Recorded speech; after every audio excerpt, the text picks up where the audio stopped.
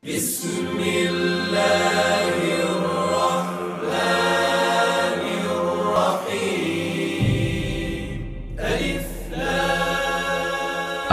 লাম র, এগুলো হচ্ছে একটি সুস্পষ্ট গ্রন্থের আয়াত। নিঃসন্দেহে আমি একে আরবি কোরআন হিসেবে নাজিল করেছি যেন তোমরা তা অনুধাবন করতে পারো। হে নবী, আমি তোমাকে এ কোরআনের মাধ্যমে একটি সুন্দর কাহিনী শোনাতে যাচ্ছি যা আমি তোমার কাছে ওহী হিসেবে পাঠিয়েছি, অথচ তার আগ পর্যন্ত তুমি এ কাহিনী সম্পর্কে ছিলে সম্পূর্ণ বেখবর লোকদেরই একজন। এটা হচ্ছে সে সময়ের কথা যখন ইউসুফ তার পিতাকে বলল, হে আমার পিতা, আমি স্বপ্নে দেখেছি 11টা তারা, চাঁদ ও সূরজকে আমি এদের আমার প্রতি সাজদাবনত অবস্থায় দেখেছি। একথা শুনে তার পিতা বলল, হে আমার স্নেহের পুত্র, তুমি তোমার এই স্বপ্নের কথা কিন্তু তোমার ভাইদের কাছে বলে দিও না। তারা তোমার বিরুদ্ধে ষড়যন্ত্র আঁটতে শুরু করবে, কেননা শয়তান মানুষের খোলাখুলি দুশমন।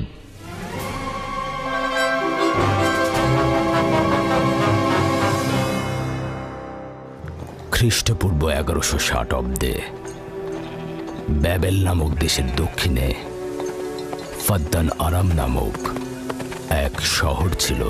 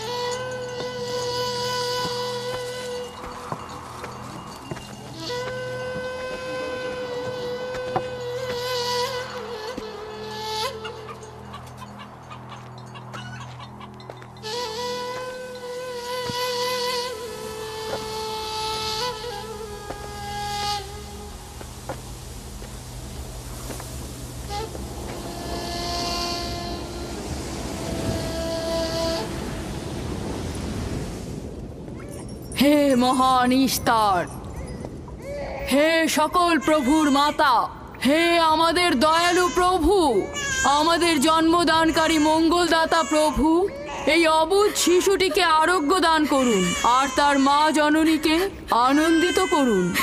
এই অবুঝ শিশুর মাতা প্রতিজ্ঞা করেছে প্রভু, তোমার দরবারে সে মূল্যবান হাদিয়া প্রদান করবে।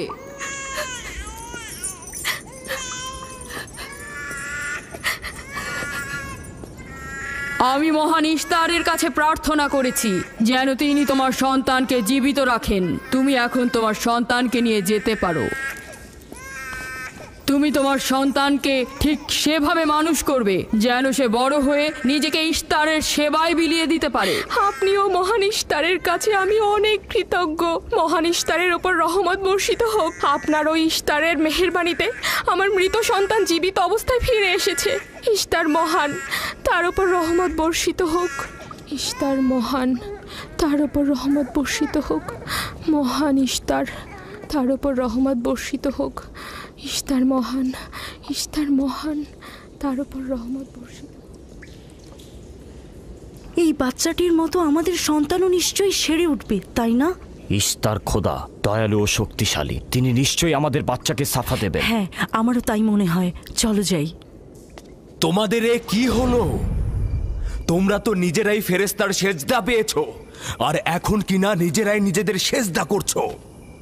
এই পৃথিবীর সৃষ্টির সকল কিছুই ইনসানকে তাসলিম করে, আর তোমরা কিনা প্রাণহীন নির্জীব পাথরকে তাসলিম করছো। এই শোনো, খবরদার বলছি, তুমি এসব বেহুদা কথাবার্তা বলে আমাদের খোদাকে অপমানিত করবে না। আমি এই কথাগুলো নিজে থেকে বলছি না, আমি খোদা কর্তৃক প্রেরিত কথাগুলো এই কিতাব থেকে বলছি। এটি হচ্ছে আসমানি সহি কিতাব, যা আমার দাদা ইব্রাহিম নবীর উপর নাজিল হয়েছিল। আমি তার দ্বীনের অনুসারী এবং এই কিতাবের প্রচলন ও দাওয়াত প্রদানকারী। নিজে থেকে কিছু বলছি না। ওই আসমানি কিতাবে কি লেখা আছে আমাদের খোদাদেরকে অপমানিত করতে হবে? আমি অপমান করছি না, শুধু প্রশ্ন করছি। যদি জেনে থাকো তাহলে উত্তর দাও, আর যদি না জেনে থাকো তাহলে স্বীকার করো। তোমাদের জিজ্ঞাসা করছি, ওই মন্দিরে রাখা ইশতারের মূর্তিগুলো কি তোমাদের প্রভু, নাকি তোমাদের তৈরি বস্তু? ইশতার তোমাদের উপর প্রভাব বিস্তার করে নাকি তোমরা ইশতারের উপর? ইশতার তোমাদেরকে শাসন করে নাকি তোমরা ইশতারকে? পাথরের তৈরি ইশতার যদি দুর্বল ও অক্ষম হয়ে থাকে, তবে কি করে আমাদের বাচ্চাদেরকে সাফা দেয়? সত্যি কথা, আমরাও দেখেছি। হ্যাঁ, তার হাকিকাত আছে। ইশতার তার সন্তানকে সাফা দিয়েছে, আমি দেখেছি। ওই প্রজ্ঞাবান যিনি তোমাদের আহাজারি শুনেছেন, তিনি তোমাদেরকে সাফা প্রদান করেছেন, না ইশতার। যদিও তোমরা খোদা ছাড়া প্রার্থনা করেছ আর তিনি ছাড়া তোমরা সাহায্য চেয়েছ, কিন্তু তিনি সকল কিছু সম্বন্ধে অবগত আছেন, তাই তোমাদের আহাজারিতে তার রহমত বর্ষিত হয়েছে, তোমাদেরকে সে সাহায্য করেছেন। সাধারণ দৃষ্টিতে তোমরা ইশতারকে দেখেছ, অন্তর্দৃষ্টিতে দেখনি, তাই মূল সাফা প্রদানকারীকে চিনতে পারোনি। ইয়াকুবের কথার মূল অর্থটা আমি এখন বুঝতে পারছি। সে চাইছে যে আমরা আমাদের খোদাদেরকে বাদ দিয়ে তার খোদার ইবাদত করি।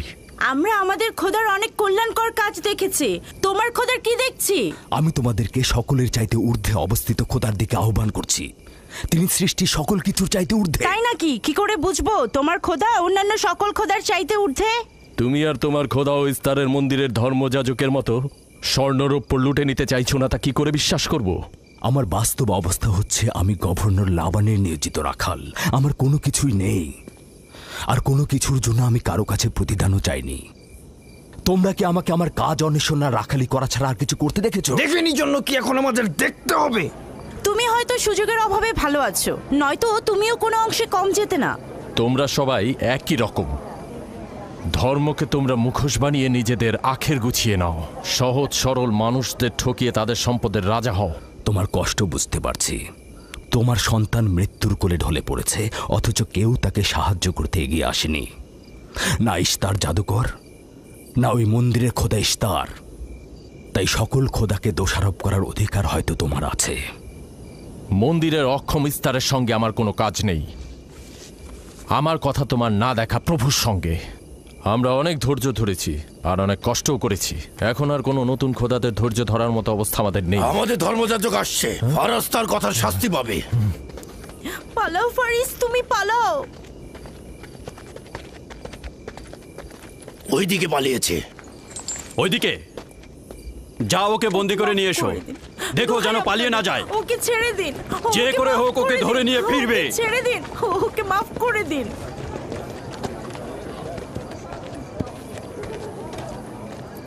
যদি শুধুমাত্র গভর্নরের জামাতা না হতে, তাহলে আমি জানি তোমাকে কিভাবে শায়েস্তা করতে হয়। মন্দিরের কোনো প্রতিনিধির সাথে আমার কোনো কাজ নেই।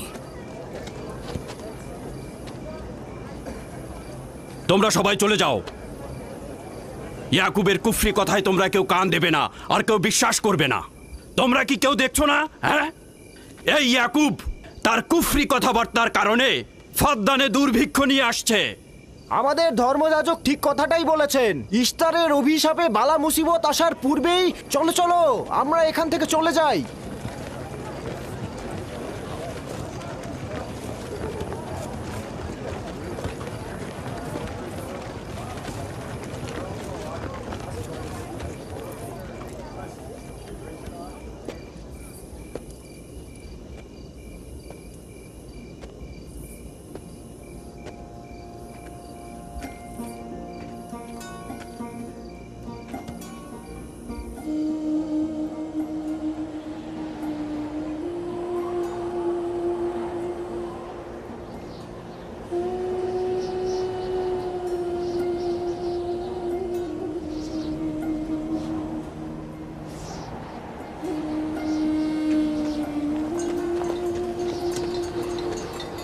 যদি খুব শীঘ্রই বৃষ্টিপাত না হয়, তাহলে ফাদ্দানবাসীর সকল ফসল নষ্ট হয়ে যাবে।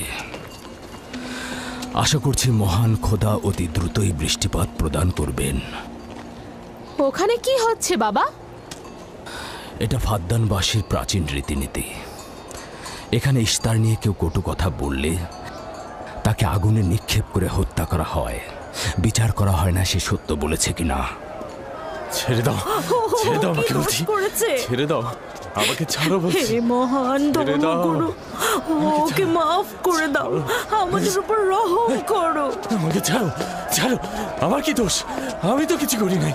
আমি কি বলেছি তোমাদের? আমাকে আমাকে এভাবে বেঁধে নিয়ে যাচ্ছ? আমাকে ছাড়ো। শোনো, তুমি এখানে ভেড়ার পালগুলো দেখে রাখো, আমি একটু আসছি। ছাড়ো, ছাড়ো, ছাড়ো আমাকে। এই, ছেড়ে দাও, ছেড়ে দাও, ছেড়ে দাও। এই, তোমরা তোমরা নির্মমতা করছো, তোমরা আমার উপর নির্মমতা করছো। আমাদের রহম করো। ছেড়ে দাও, ছেড়ে দাও। এই, আমার কি দোষ? আমার কি দোষ? আমাকে ছাড়ো, ছেড়ে দাও। এই, তোমরা আমার উপর অবিচার করছো। ওই যে দেখো, ইয়াকুব রাখাল, গভর্নর লাবানের জামাতা। ঠিক করছো না। আমাদের উপর দয়া করুন, আমাদের উপর রহম করুন। কাফের শাস্তি একটাই। ফাদ্দানবাসী, তোমরা যে এগিয়ে রাখো, তোমরা অবশ্যই শাস্তি পাওয়া উচিত। একদম ঠিকটা আমার উপর অবিচার হচ্ছে। আমি কিন্তু আমাকে এভাবে অমানবিক ভাবে পড়ানো হচ্ছে। এটা তোমরা সহ্য করো না, তোমরা জেগে ওঠো। আমাকে বাঁচাও, বাঁচাও ফাদ্দানবাসী, আমাকে বাঁচাও ফাদ্দানবাসী। আমি বলছি, আমি কোনো অন্যায় করিনি। অভিযুক্ত ফারাজ ইস্তারের শত্রু ও পাথর দিয়ে ইস্তারকে আক্রমণ করতে চেয়েছে এবং আমাদের খোদাকে অসমর্থ ও নালায়েক বলে আখ্যায়িত করেছে।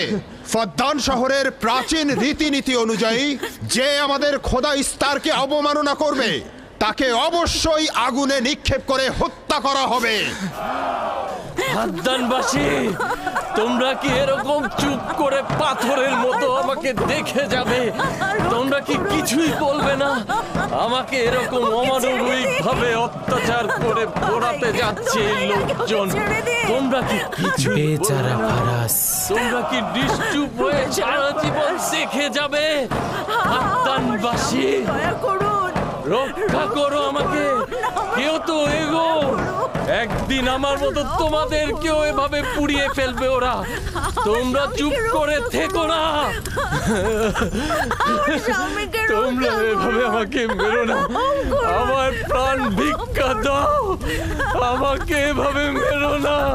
বেহুদা কান্নাকাটি করো না, হয়তো রক্তের মূল্য পরিশোধ করো, নয়তো আগুনে পুড়বার জন্য প্রস্তুত হও। তাকে আগুনে ফেলো না, এভাবে পুড়িয়ে মেরো না। আমাকে প্রাণ ভিক্ষা দাও, ওকে ছেড়ে দাও। হে ফাদ্দানের জনগণ, আমাকে মেরো না। আমি একটা কথা জানতে চাই, তার রক্তের মূল্য কত? মূল্য কি তুমি পরিশোধ করবে? না, ও নিজেই তো ইস্তারের শত্রু।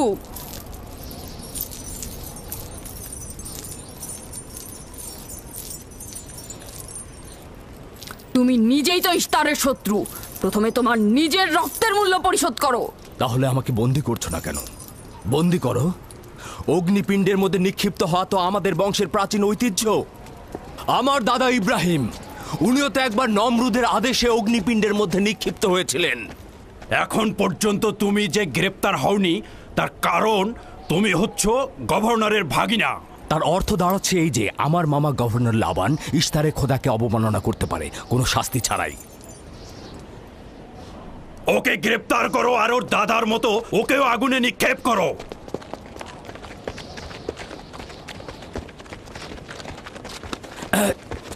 ছেড়ে দাও, আমার প্রশ্নের উত্তর দাও। ছেড়ে দাও আমাকে। এখানে কি হচ্ছে এসব?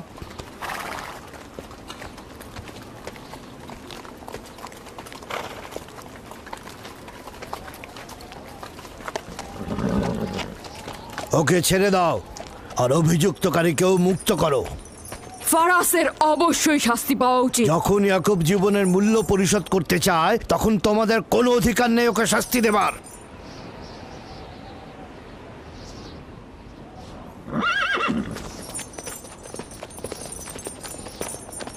তাকে মুক্ত করে দিন।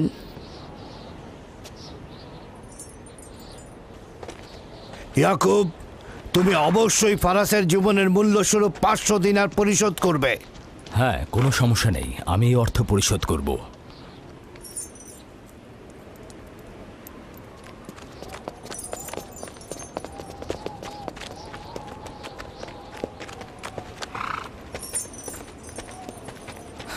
খোদা তাআলা আমার দয়ালু মামাকে হেফাজত করুক। ইয়াকুব, আমি তোমাকে কতক্ষণ এরকম বিপদ থেকে বাঁচাতে চোখে চোখে রাখবো?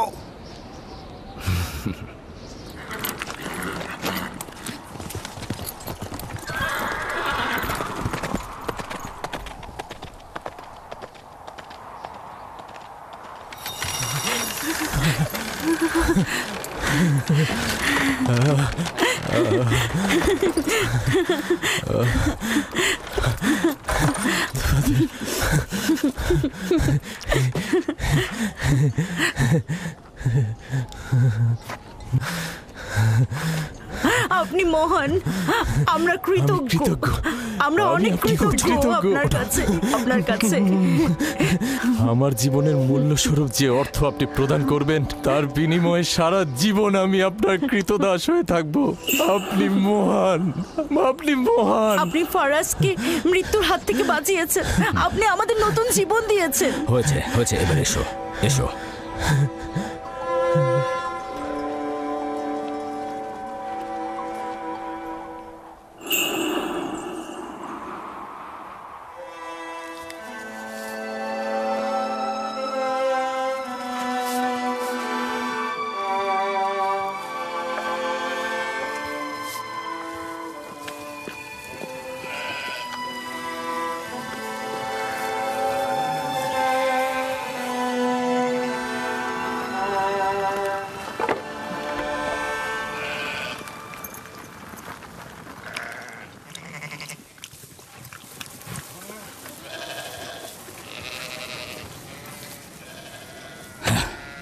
লোকটি আসলেই খুব ভালো, আসার পর থেকে শুধু কাজই করে যাচ্ছে।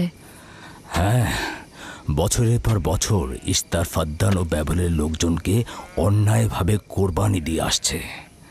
আজ তোমার পিতার জন্য আমি ও ফারাজ বেঁচে গেছি। আপনি ওর জীবন বাঁচিয়েছেন বলেই ও ইস্তার পূজা ছেড়ে এক খোদার ইবাদতে মশগুল হয়েছে।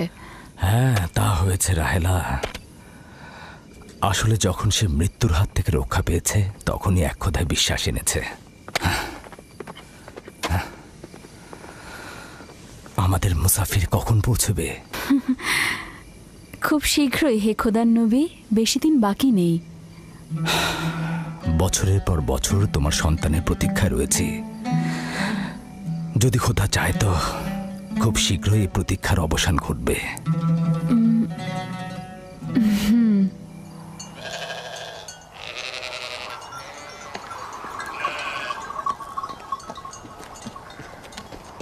ইস্তেকদার, তোমার ও তোমার পরিবারকে সালাম। তোমার উপরও দরুদ বর্ষিত হোক ইয়াকুব রাখাল। হ্যাঁ, কৃতজ্ঞতা জ্ঞাপন করছি। মন্দিরে ইস্তারের জন্য খুরমা হাদিয়ে নিয়ে যাচ্ছ? প্রভুদেরকে তো অবশ্যই খুশি করতে হবে, তা না হলে তো এবছর বৃষ্টিপাত হবে না, তাই না? আমার কিন্তু মনে হয় মন্দিরের ইস্তারে চাইতে তোমাদের বেশি দরকার ওই খুরমা। তোমার কাজ হচ্ছে আমাদের খোদাকে অপমানিত করে আমাদেরকে রাগান্বিত করা, তাই তো? তোমরা কি নিশ্চিত যে ইস্তারের মন্দিরের ওই পাথরের মূর্তিগুলো সত্যিকার অর্থে বৃষ্টি বর্ষিত করতে পারবে? তোমার এসব কুফুরি কথাবার্তার কারণেই আমাদের মন্দিরের খোদা নাখোশ হয়েছে, আর এই কারণেই ফাদ্দানের আকাশে আজ মেঘ নেই। এই ইয়াকুব, ইস্তারের অবমাননা থেকে তুমি নিজেকে রক্ষা করো। চলে এসো, চলে এসো।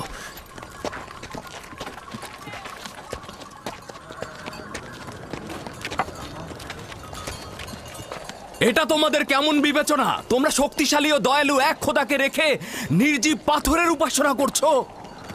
কেন তোমরা বিষাদগ্রস্ত জমিনে নিজেদের আত্মাকে এক খোদার ইমানের নূরে আলোকিত করছো না?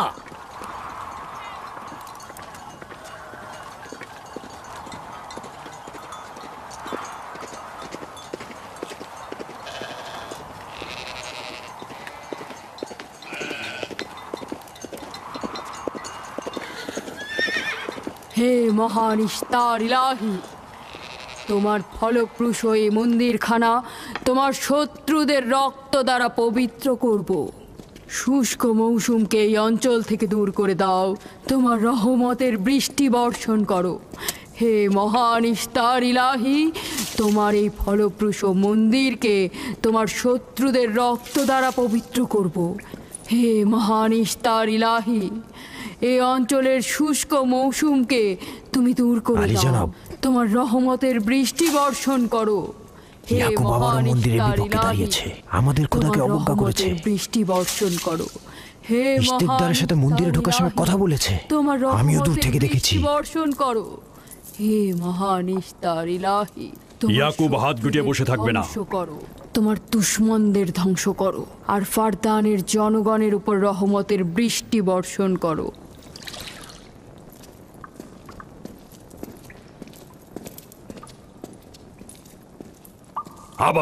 ইয়াকুব আবারও শুরু করেছে। আশা করছি ওর উপর এবার খোদার লানত বর্ষিত হবে। এখন আমাদের কি করা উচিত? লাবানকে এখানে ডাকো, তার সাথেই সমাধান করব। যত তাড়াতাড়ি সম্ভব লাবানকে আমন্ত্রণ করো।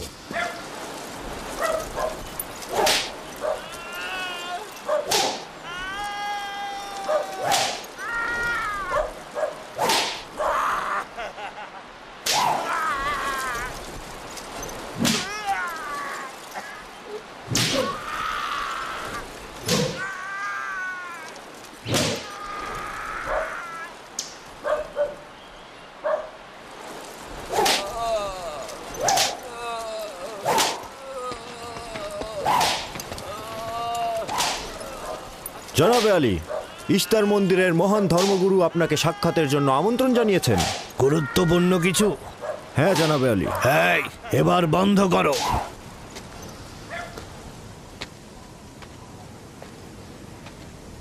তুমি যদি আবারও চুরি করেছো তাহলে তোর আর আঘাতে আর জীবিত ফিরবে না। আমি কথা দিচ্ছি এমন ভুল আর কখনো হবে না। ছেড়ে দাও একে। এসো।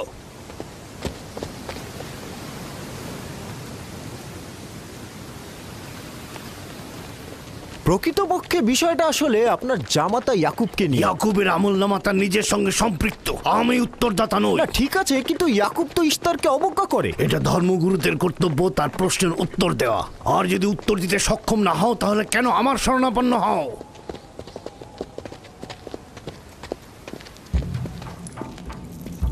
খোদার চাইতেও বড় খোদা মহান ইস্তার রাগান্বিত হয়েছেন। আমি দুর্ভিক্ষ দেখতে পাচ্ছি, যা ফারদানের জনগণের জন্য শুষ্ক মৌসুম আর মৃত্যুর কারণ হতে যাচ্ছে। জনাবে আলী, আপনি একটু অপেক্ষা করুন, আমি ধর্মগুরুকে খবর দিচ্ছি। মহান ইস্তারকে সে রাগান্বিত করেছে। এই অপমান ইস্তার সহ্য করতে পারছেন না। কেউ একজন ইস্তারকে খেপিয়ে তুলেছে। যে মহান খোদাকে অপমান করেছে সে দ্রুতই শাস্তি পাবে। মহান ইস্তার তার বলি চাচ্ছেন।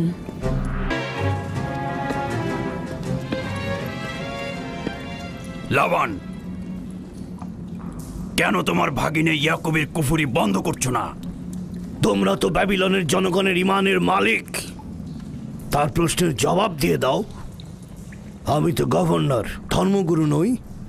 কিন্তু সে তোমার ভাগিনা এবং তোমার কন্যাদের স্বামী। আমি ফারদানের শান্তি আর নিরাপত্তায় নিয়োজিত, আমার ভাগিনার কার্যাবলী দেখার জন্য নয়। এই কারণেই তাকে শান্ত করতে হবে। সে ফারদানের শান্তি নষ্ট করছে।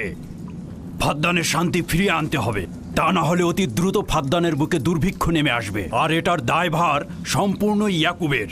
কি করে করি বলো? ইয়াকুব এখানে ভেড়া রক্ষণাবেক্ষণের প্রধান ব্যক্তি, অর্থনৈতিক চালিকা শক্তিও বটে। আর ও কিনা হয়ে গেল এখানকার বদখদের প্রধান কারণ। হ্যাঁ, কারণ ও এখনো ইস্তারের কুফরি করেই যাচ্ছে। ইয়াকুব তো ব্যাবিলনের খোদাদের উপর ঈমান আনেনি, কিন্তু তারা তো কিছু বলেনি। ব্যাবিলনের খোদাদের প্রতি ঈমান না আনলেও তাদেরকে কখনো অবজ্ঞা করে কথা বলেনি। কিন্তু এখানে তো সে মহান ইস্তারকে অবমাননা করেই চলেছে। তুমি অবশ্যই তাকে শান্ত করবে। অবমাননা করে? অবশ্যই করে। তুমি কি কখনো ভেবে দেখেছো যে ব্যাবিলন রাজ্য কেন তোমাকে নিয়োজিত করেছে? তাহলে এটাও জেনে রাখো কেন আমাকে গভর্নর নিয়োগ করা হয়েছে। উত্তম হলো এটা জানা যে আমি ব্যাবিলন থেকে ফরমান গ্রহণ করি, না তোমাদের থেকে, না তোমাদের ইস্তার থেকে।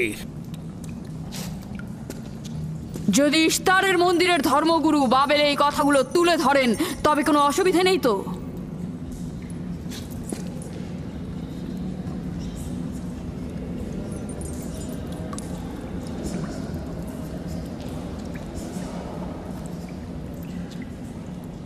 ঠিক আছে, আমি ইয়াকুবের সঙ্গে কথা বলছি। ইয়াকুবকে বলে দেবেন, আর কখনো যদি আমার পরিবারের সাথে ইস্তার নিয়ে কোনো কটু কথা বলে তাহলে তাকে আগুনে নিক্ষেপ করা হবে। কুকুরের ছানা তার বাবা মার কাছে ঘেউ ঘেউ শেখার আগে নেকড়ের কাছে ছিন্ন ভিন্ন হয়ে যায়। তোমার নিজের জবানের হেফাজত করো। এবারের মতো ক্ষমা করে দিচ্ছি, পরের বার কিন্তু করব না।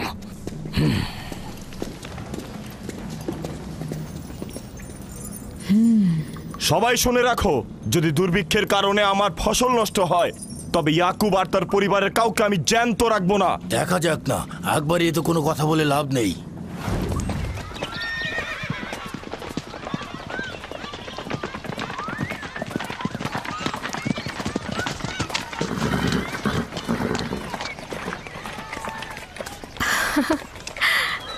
আব্বাজান এসেছেন।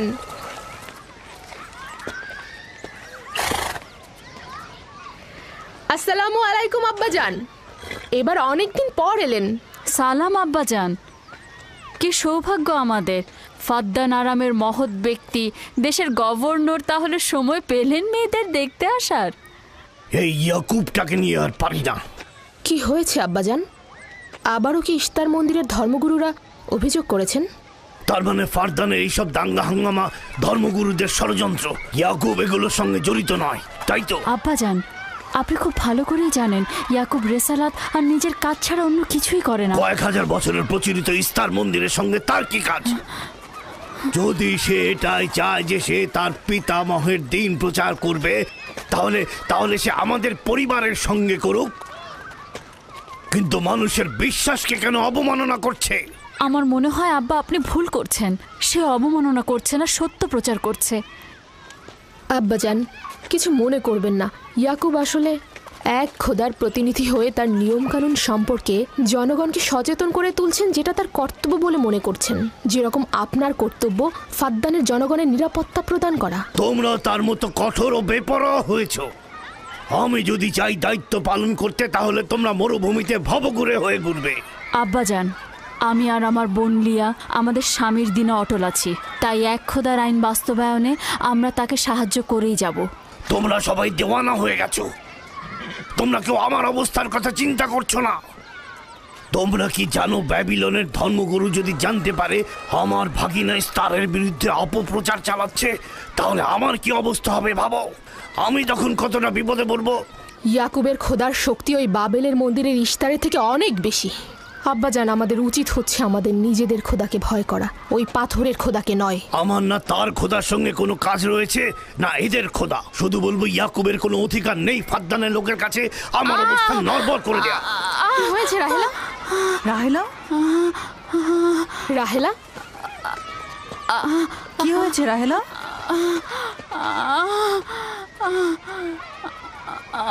রাহেলা, রাহেলা, কি হলো তোমার? এমন করছো কেন? আলহামদুলিল্লাহ, মনে হয় সময় হয়ে গেছে। যাও, ধাত্রীকে খবর পাঠাও। আচ্ছা আচ্ছা, যাও।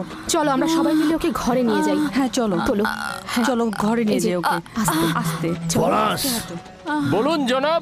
যাও, তুমি মরুভূমিতে যাও, ইয়াকুবকে বলো এখনই যেন চলে আসে। খুবই দ্রুত যাও। জি আচ্ছা। আমার ঘোড়াটা নিয়ে যাও।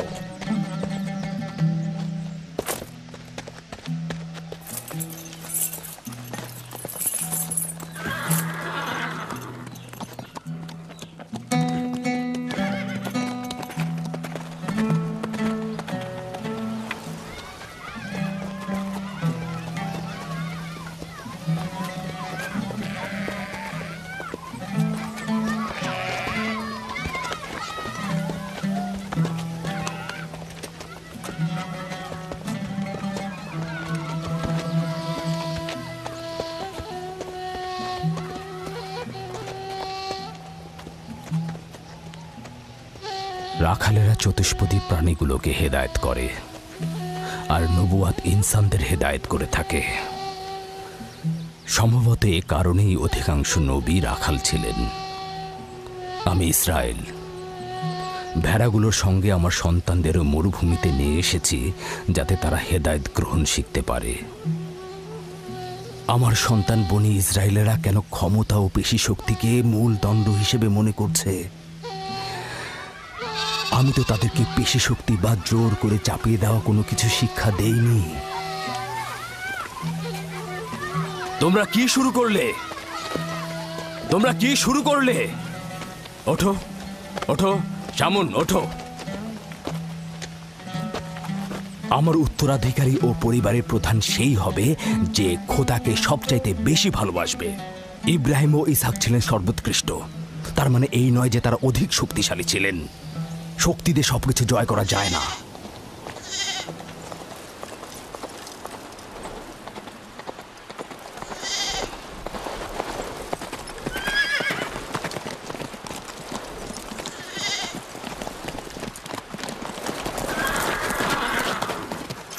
কি হয়েছে ফারাজ?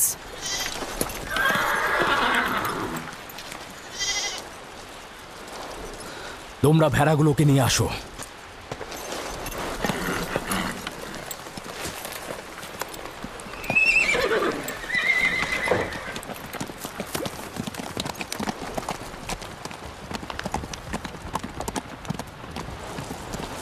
কিছু কি হয়েছে? আব্বাজান কোথায় গেলেন? কিছুই না, ভেড়াগুলোকে একত্রিত করো, আমরা ফিরে যাব।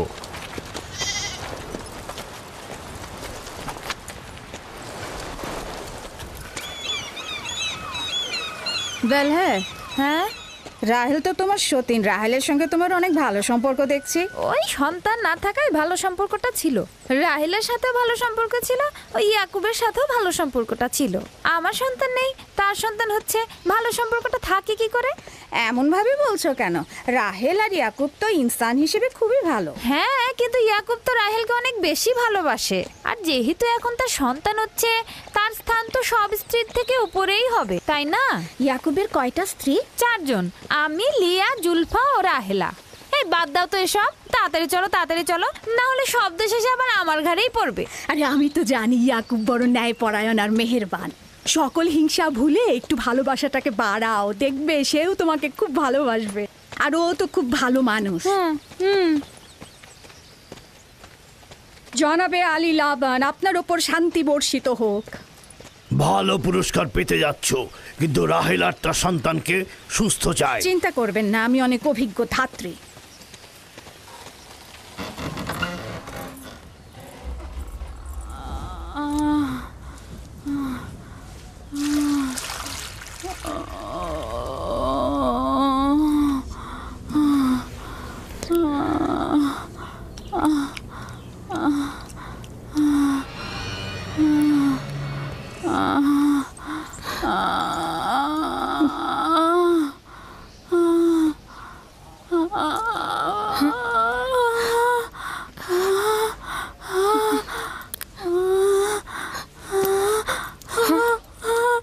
চিন্তা করো না, সব ঠিক হয়ে যাবে, খোদা মহান।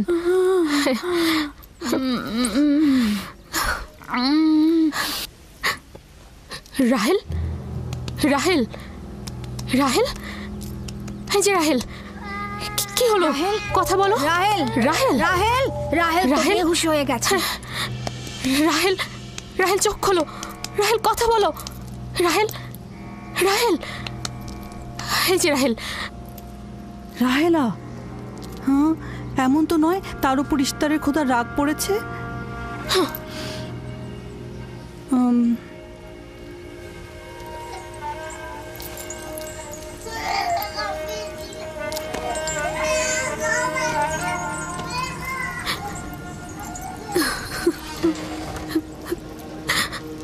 ওকে রাখো।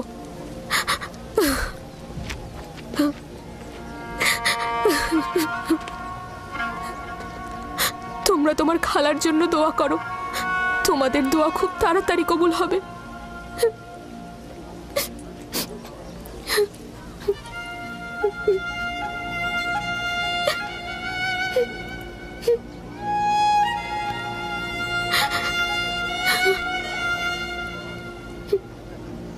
তোমরা কাজ করছো না কেন?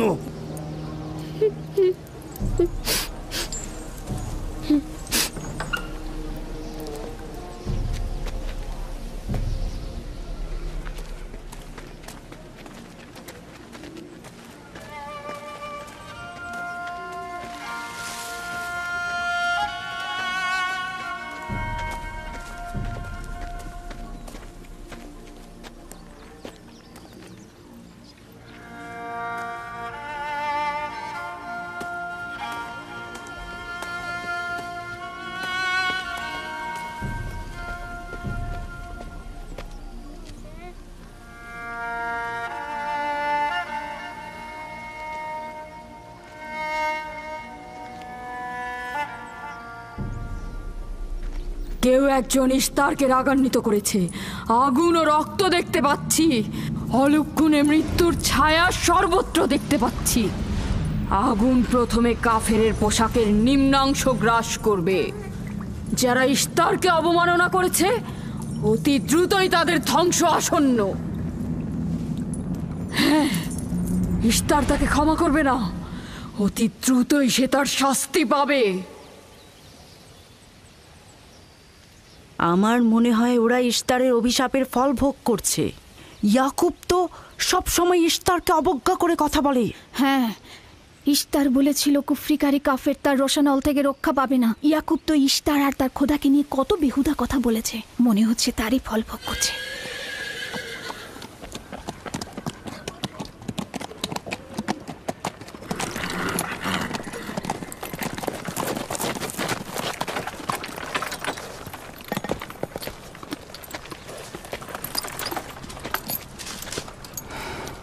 রাহেলের অবস্থা কেমন? আমি কিছু বলতে পারছি না।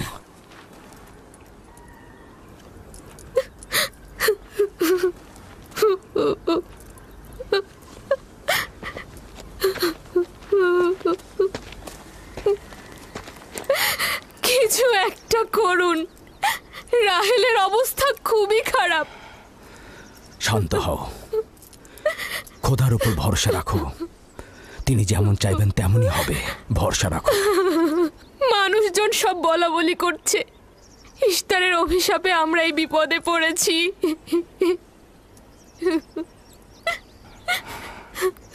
খুব ভালো।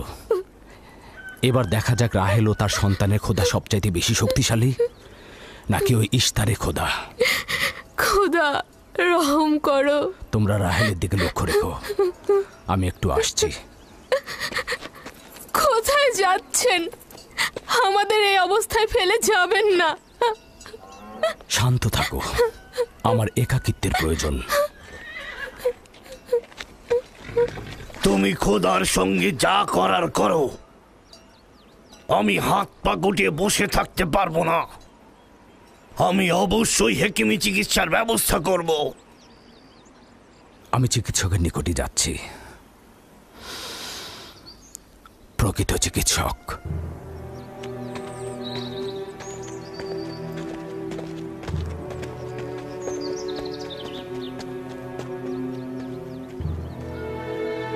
সে যেমন ফাদ্দানের লোকেদের বিপদের কারণ হয়েছে, তদ্রুপ আমার কন্যাদেরও বিপদের কারণ হয়েছে।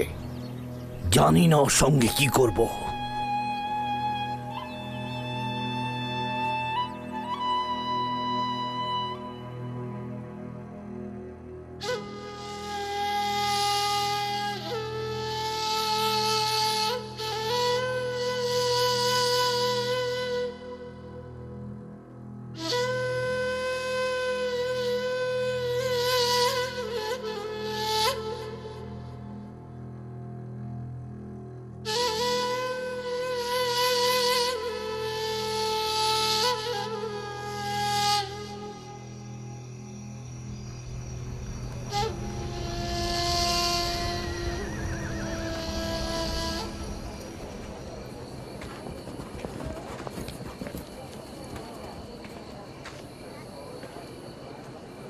কেন যে ইস্তার মাতাকে ডেকে আনছে না, সে তো সবচেয়ে বড় ধাত্রী। হ্যাঁ, তারা বলছি। জনাব লাবান, ইস্তারের কাছে লোক পাঠান। ধাত্রী হিসেবে সে কিন্তু সবচাইতে ভালো।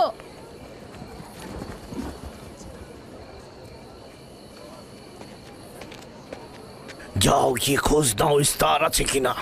যা চাই তাই দেবো। বলবে লাবান বলেছে যদি তার কন্যাকে নাজাত দাও, ইয়াকুবকে ফাদ্দান থেকে বার করে দেবো আর তার পাপ থেকে ইস্তার মন্দিরকে রক্ষা করব। যাও।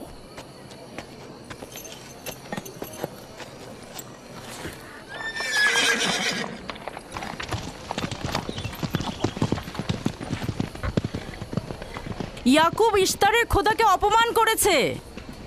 ইস্তারকে অবমাননা করার শাস্তি এইরকমই হয়। তোমাদের চেঁচামেচি বন্ধ করো।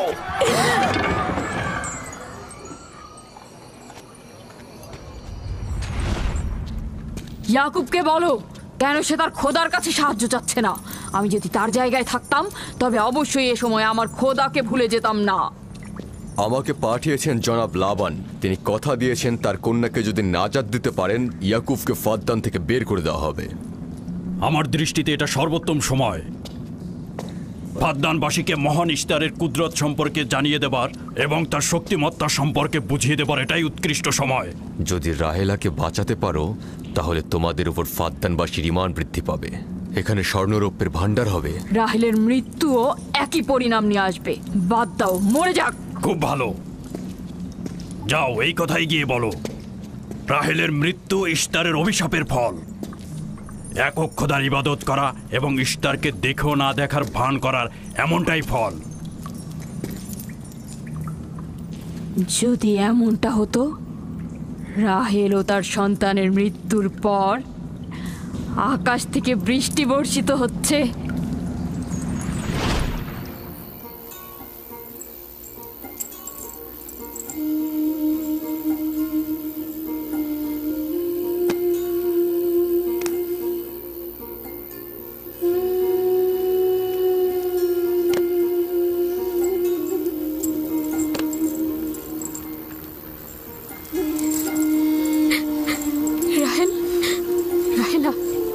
রাহেলা, তুমি শুনতে পাচ্ছ?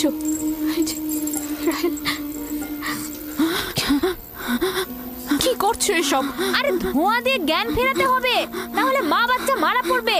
এই ধোঁয়া তাকে মেরে ফেলবে, সুস্থ করবে না।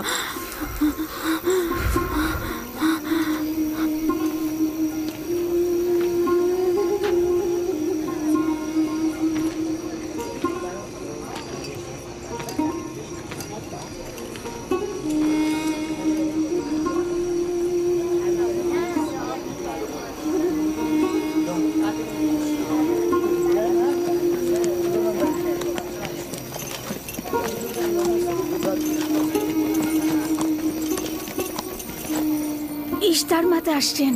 দেখা যাক এবার কার খোদা বিজয়ী হয়, ইয়াকুবের খোদা নাকি মন্দিরের খোদা। আরে পরিষ্কার বোঝা যাচ্ছে বিজয়ী হবে ইশতার।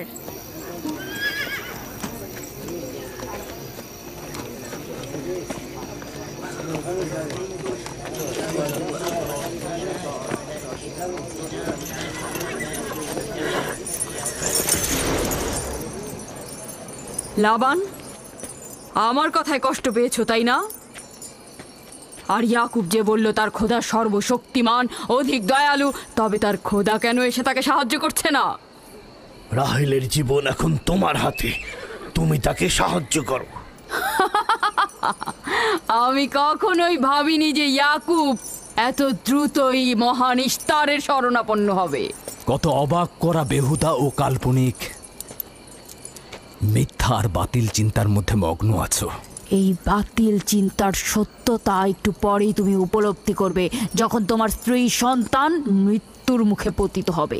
জীবন ও মৃত্যু সম্পূর্ণ খোদার হাতে, না ইশতারের পাথরের মূর্তির হাতে। আমি ইশতারকে এখানে আসতে বলেছি। রাহেলের অবস্থা খুবই খারাপ। রাহেলের নিজের খোদা ব্যতীত আর কারো খোদার প্রয়োজন নেই। তুমি বের হয়ে যাও, বের হও। ইয়াকুব, আমি এখানে দাঁড়িয়ে আছি। দাঁড়িয়ে আছো কেন? বের হয়ে যাও। তোমার স্ত্রী সন্তান ধ্বংস হবে। মহান ইশতারের ক্রোধে তোমাদের ধ্বংস অনিবার্য। আমার সহধর্মিনী তোমার দয়ায় আসেনি যে তোমার বদ দয়ায় ধ্বংস হয়ে যাবে। তুমি বের হয়ে যাও। জনগণ, এই লোক নিজের জন্য কোনো রহম নিয়ে আসেনি এবং সে তোমাদেরও কোনো রহম দিতে পারবে না। সে তোমাদের জন্য যেমন দুর্ভিক্ষ নিয়ে আসছে, তেমনি তার স্ত্রী পুত্রের জন্য মৃত্যু ডেকে নিয়ে আসছে। অতি দ্রুতই তোমরা ইশতারের কুদরত দেখতে পাবে। তোমার কারণে আমার কন্যার জীবন যদি বিপন্ন হয়। হে পরওয়ারদিগার, তোমার আকাশ মেঘাচ্ছন্ন, কিন্তু ইয়াকুবের চোখ থেকে অঝরে ঝরছে। রাহেল 11 বছর ধরে একটি সন্তানের জন্য অপেক্ষায় প্রহর গুনছে। 11 বছর ধরে ফাদ্দানের নারীরা তাকে কত কটু কথা বলেছে, কিন্তু সে ধৈর্য হারায়নি। কতজন তাকে বন্ধা বাজা বলেছে, কেউ কেউ তাকে নিষ্ফলা ফলহীন বলে ডেকেছে।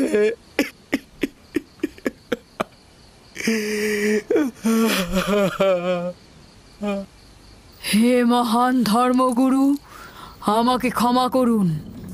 আজ রাতে ইয়াকুব ও তার পরিবারের জন্য খোয়াব দেখেছি।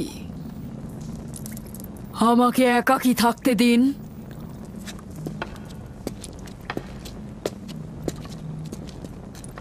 হে মহান খোদা, ইয়াকুব আর তার পরিবারের উপর আপনার অভিশাপ বর্ষিত করুন। তার অবশ্যই শাস্তি পাওয়া উচিত। রাহেল ও তার পুত্র আজকে রাতেই ধ্বংস হবে। হে মহান ইস্তার, ইয়াকুব ও তার পরিবারের উপর আপনার ক্রোধের আগুন নাজিল করুন, নাজিল করুন।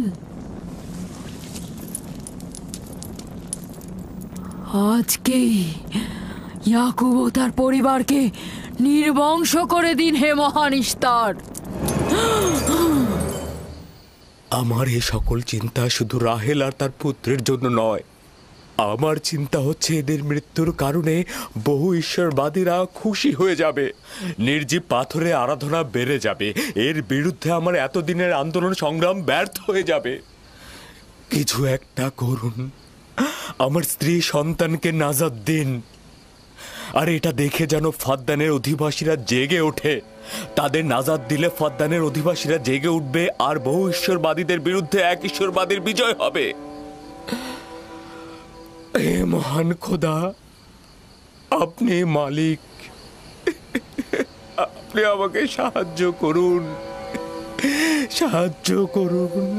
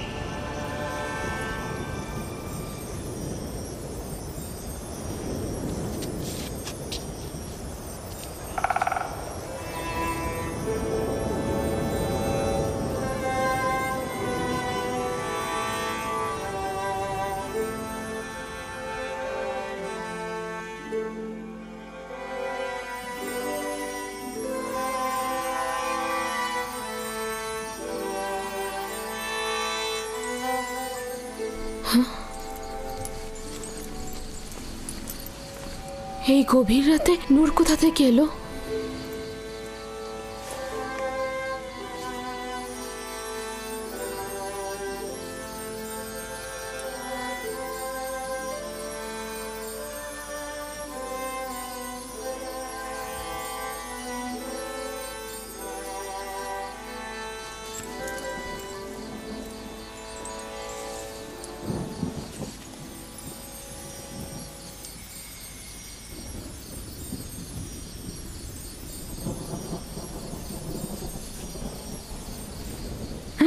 রাহেলের হুঁশ ফিরেছে।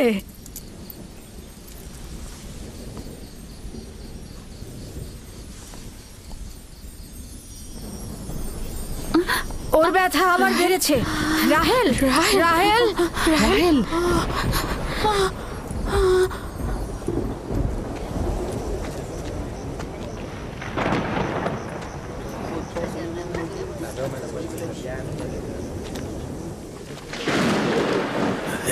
মনে হচ্ছে আজকে রাত্রি বৃষ্টি হবে।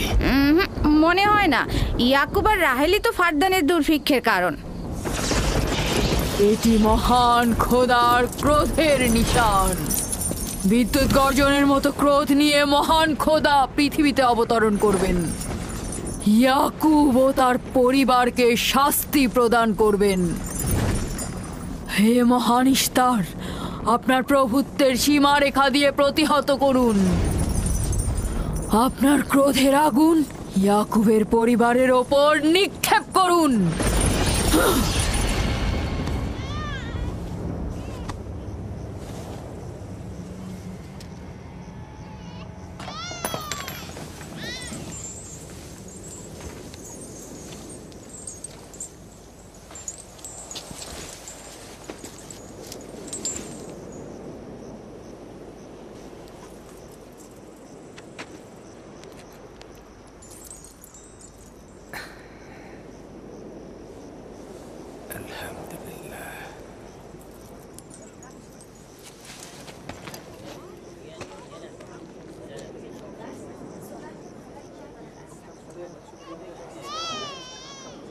তার মানে রাহেলের সন্তান সুস্থভাবেই পৃথিবীতে জন্মালো। তাহলে ইস্তারের জাদু, ইস্তারের কথা কি মিথ্যে হলো?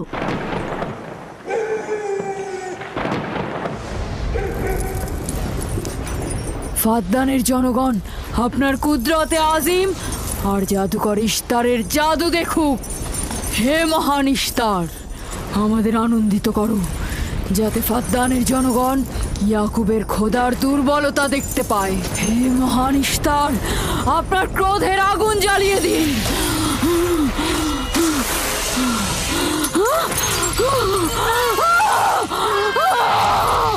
আগুন, আগুন,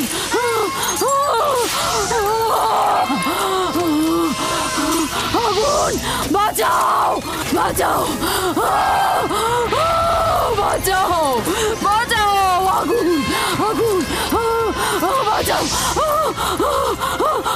আগুন, ইস্তার,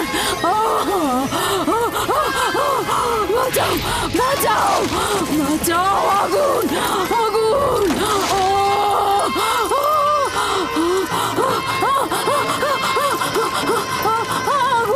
আগুন, আগুন, আগুন, বাঁচাও, বাঁচাও, বাঁচাও।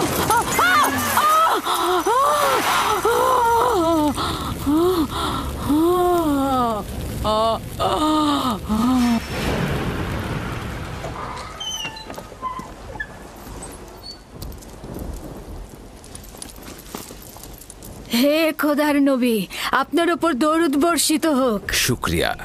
খোদা তাআলার রহমত সবার উপরে বর্ষিত হোক। মোবারক নতুন মানুষের আগমন।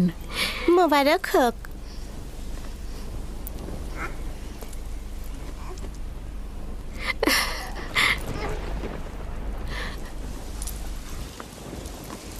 খোদা তাআলার এই অশেষ রহমতের জন্য তার কাছে শুকরিয়া জ্ঞাপন করছি, আর খোদা তাআলার কাছে তোমার আর আমাদের সন্তানের জন্য কল্যাণ কামনা করছি। 11 বছর ধরে তোমার অপেক্ষায় ছিলাম, এত দেরি করলে কেন? জানতে চাইলেন না আপনার সন্তান মেয়ে না ছেলে? ইউসুফ কি মেয়ের নাম নাকি ছেলের নাম? আপনি কি করে জানলেন? কে আপনাকে বলেছে? তিনি, যিনি কিছুক্ষণ আগে আমাকে এই আগমনের সুসংবাদটা দিয়েছেন।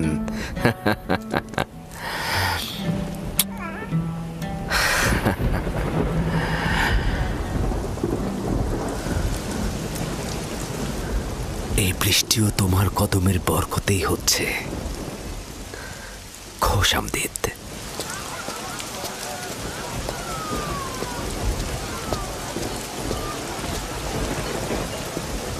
রাহেল ও তার সন্তান সুস্থই আছে। তাতে আমাদের কি? দেখো বৃষ্টি এসেছে, এটা ফাদ্দানের দুর্ভিক্ষকে তাড়িয়ে দেবে। এটা লক্ষ্য করছো না কেন? বৃষ্টি, ইয়াকুবের সন্তান, রাহেল সবই একই যোগসূত্রে বাঁধা।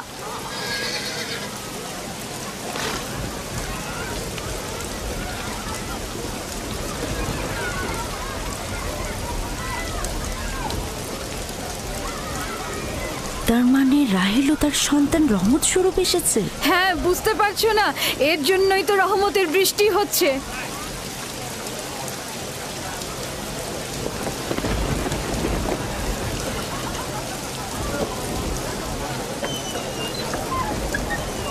প্রিয় জনগণ, কেন তোমরা দাঁড়িয়ে আছো? ভেড়া এবং উট কোরবানি করো, ফাদ্দানকে সজ্জিত করো, আর ইয়াকুবের খোদার প্রতি অবশ্যই ধন্যবাদ জ্ঞাপন করব, কেননা আজ আমার কন্যার জীবন রক্ষা করেছে এবং আজ ফাদ্দানের দুর্ভিক্ষ শেষ হওয়ার শেষ দিন।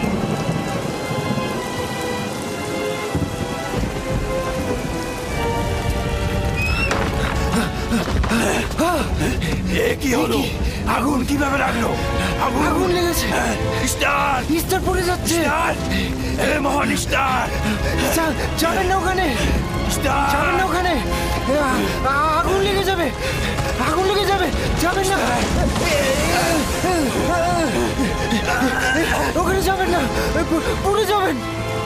তোমরা কে কোথায় আছো? আগুন লেগেছে, ইস্তার পুড়ে যাচ্ছে। ইস্তারের মন্দিরে আগুন লেগেছে। হায় হায়, আগুন লেগেছে। দেখুন দেখুন জনাব আলী, ইস্তারের মন্দিরে আগুন লেগেছে, দেখুন। কি বললে? কি হয়েছে? ইস্তারের মন্দিরে আগুন লেগেছে, সব পুড়ে যাচ্ছে।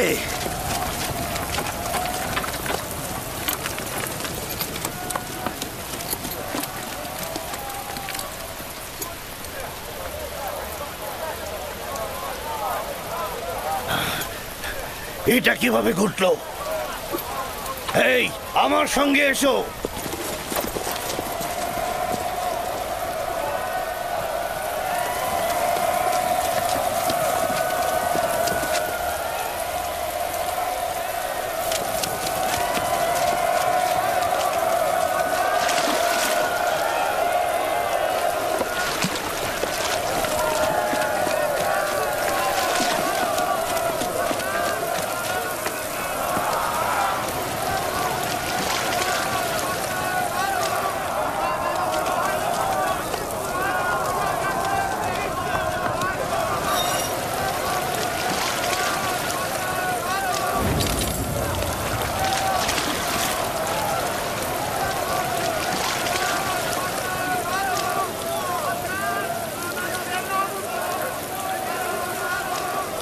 বৃষ্টিতে সবকিছু ধৌত করে আগুন নিভিয়ে দেয়, তাহলে মন্দিরের আগুন কেন নিচ্ছে না? এটা তো অদ্ভুত ঘটনা। বাঁচাও বাঁচাও বাঁচাও, আগুন! পুড়ে গেলাম, পুড়ে গেলাম! বাঁচাও বাঁচাও, আমায় বাঁচাও! বাঁচাও, আগুন! আমাকে বাঁচাও, আমাকে বাঁচাও!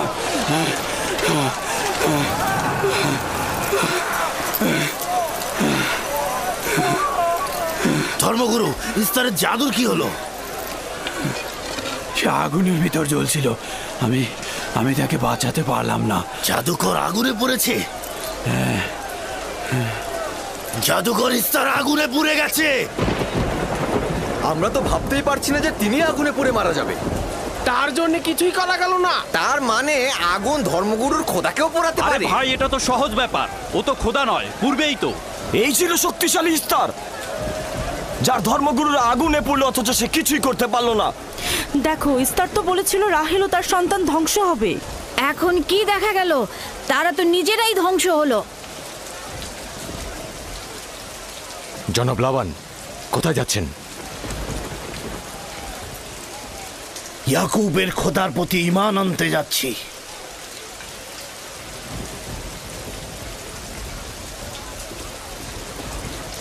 এখন কি হলো ধর্মগুরু? আপনি তো বলেছিলেন ইয়াকুব ফাদ্দানের জন্য অভিশাপ, সে ফাদ্দানের অধিবাসীদের ধ্বংসের কারণ হবে।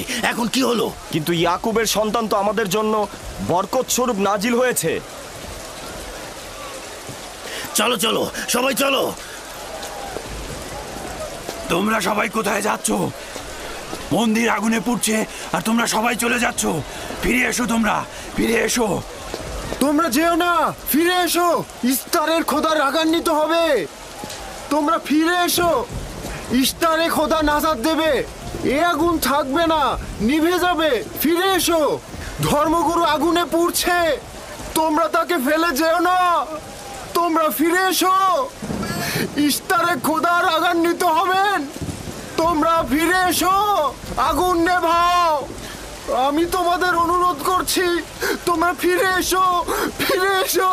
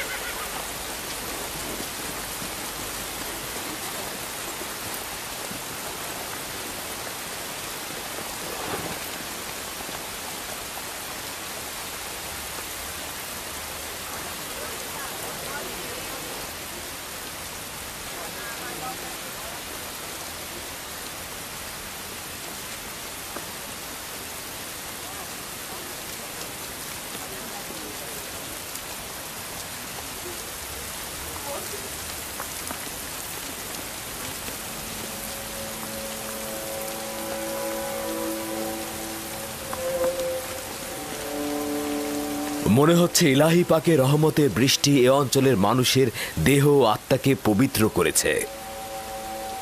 তোমার সন্তানের পবিত্র আগমনে এই অঞ্চলে বৃষ্টি বর্ষিত হলো। তোমার সন্তানকে আমাদের দেখাও।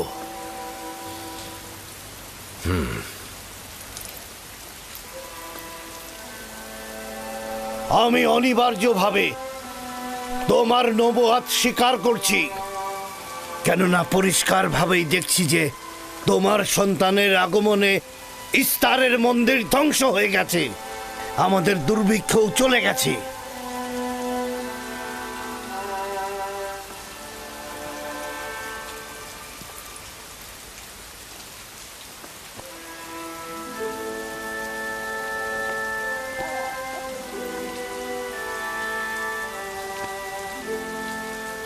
ইউসুফের কদম মোবারক। কিন্তু যিনি ওই ইস্তার মন্দির ধ্বংস করেছেন এবং ফাদ্দানে বৃষ্টি বর্ষণ করেছেন, তিনি আমার খোদা। তিনি এক এবং অদ্বিতীয়। তোমরা কি চাও না তাকে দেখতে? আমি এবং আমার স্ত্রী আপনার খোদাকে দেখেছি। আজকে ফাদ্দানের জনগণতা দেখল। যেমনি আপনার খোদার রহমত দেখল, তেমনি নিজেদের খোদার অপদস্থ দেখল। এখন ওরা এসেছে একাত্মবাদী খোদার প্রতি ঈমান আনতে। হে খোদার নবী, হে খোদার নবী, ওদের অন্তরকে ঈমানের নূরে আলোকিত করুন। তোমরা সবাই কি ফারাসের কথার সাথে একমত? তাহলে আমার সাথে বলো, আমরা সকল নির্জীব ও পাথরের তৈরি খোদা থেকে এবং অন্যান্য জমিনের খোদা থেকে বিচ্ছেদ ঘটাচ্ছি এবং এক ও অদ্বিতীয় খোদার ঈমান আনছি, যিনি আসমান ও জমিনের খোদা, এবং সকল প্রেরিত মহাপুরুষদের প্রতিও ঈমান আনছি ও তাদের সকল ফরমানের প্রতিও আনুগত্য স্বীকার করছি।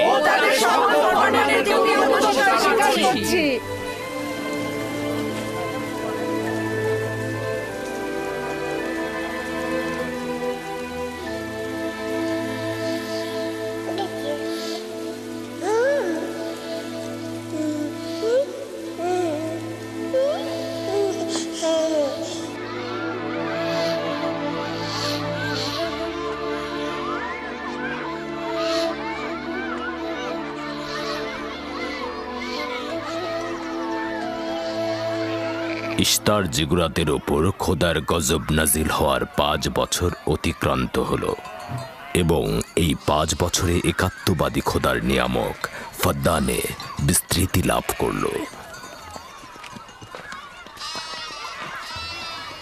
ইয়াকুব নবীর প্রিয় সহধর্মিণী এবং ইউসুফের মাতা রাহেল আবারও মা হতে চলেছেন। ইউসুফ, জি আম্মাজান। আজ তুমি তোমার পিতার সাথে মরুভূমিতে যাবে। ঠিক আছে আম্মাজান, আপনি যা বলবেন তাই হবে। এই যে নিন।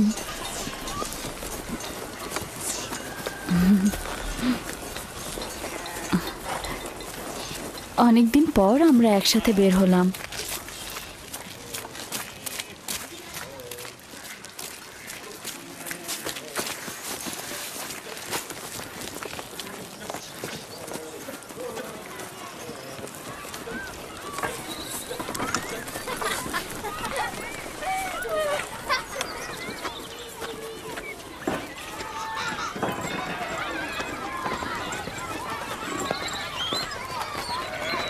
রাহেলের যখন সন্তান ছিল না তখনও সে ইয়াকুবের প্রিয়তম ছিল, আর এখন তো কথাই নেই। আমি আর জুলফা তো ইয়াকুব নবীর বিনোদন সঙ্গী হওয়ার যোগ্যতাই রাখি না।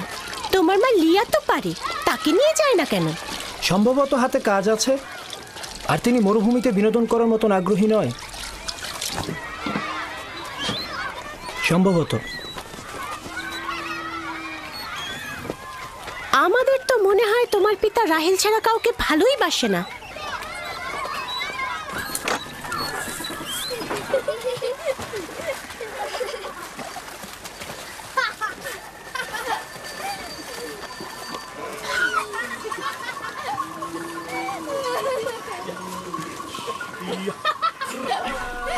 হুস হুস হুস হুস যা যা যা হুস যা হুস হুস হুস হুস যা হুস যা। 15 বছর পূর্বে তোমার সাথে আমার প্রথম পরিচয় এই কূপের পাশেই হয়েছিল। আমি ওই দিনই জেনেছিলাম আপনি আমার ফুফাতো ভাই। আমি ওই দিন বুঝেছিলাম তুমি আমার মামাতো বোন।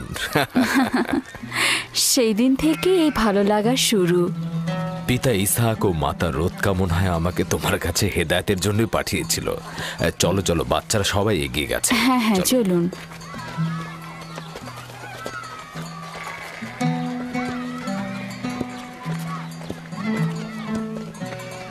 যখনই আমার পিতা বুঝতে পারলেন আপনি আমার অনুরক্ত, তখন তিনি মোহরানা বাবদ 7 বছর ভেড়ার রাখালি ঠিক করে দিলেন। আমি সেটা গ্রহণও করলাম, কিন্তু 7 বছর পর তোমার পিতা লিয়াকে আমার সাথে বিয়ে দিয়ে দিল। আর তো কোনো উপায়ও ছিল না, কারণ ফাদ্দানে বড় বোনের আগে ছোট বোনের বিয়ে দেওয়ার নিয়ম নেই। হ্যাঁ, আরো 7 বছর আমি তোমার জন্য রাখালি গ্রহণ করলাম, কিন্তু জনাব লাবান জানে না আমাকে যদি 70 বছরের কথা বলা হতো আমি তাতেই রাজি হয়ে যেতাম। কত দ্রুত সময় চলে যাচ্ছে। হ্যাঁ,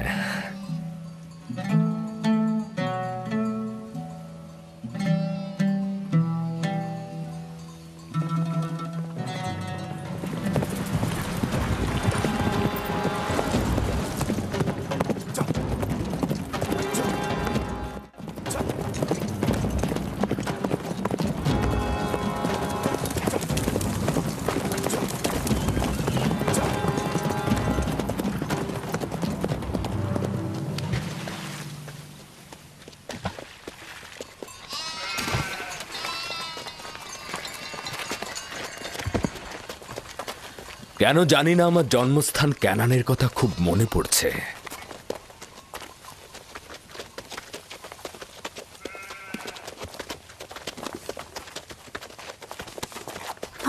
ওরা সত্যি সত্যি মারামারি বাঁধিয়ে ফেলবে না তো? চিন্তা করো না, ওরা নিজেদের শক্তি পরীক্ষা করছে। তারা মনে করে যে সবচাইতে শক্তিশালী যে হবে সে হবে আমার উত্তরাধিকারী।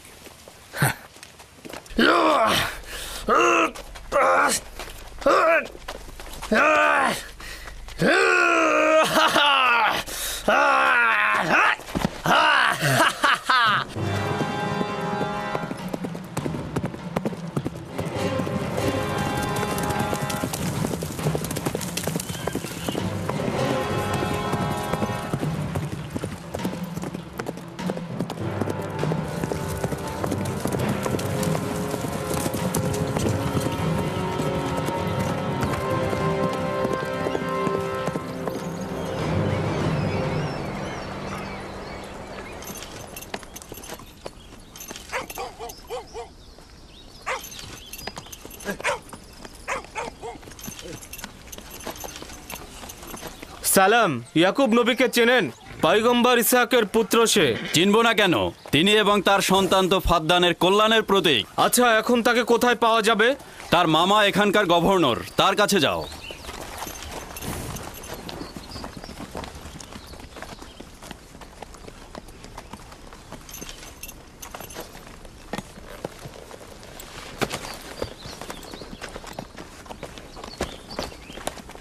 কি চাই?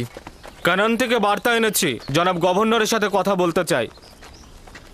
ঠিক আছে, আসুন।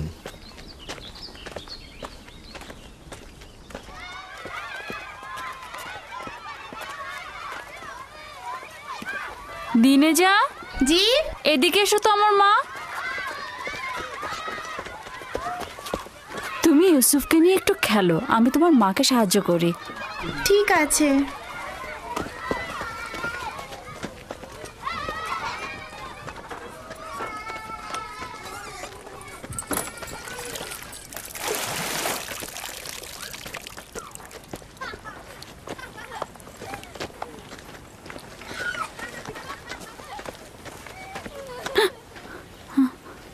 রাহেল, কোনো খবর আছে?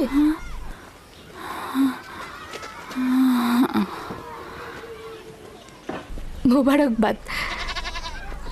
খোদার নবী খবর জানেন?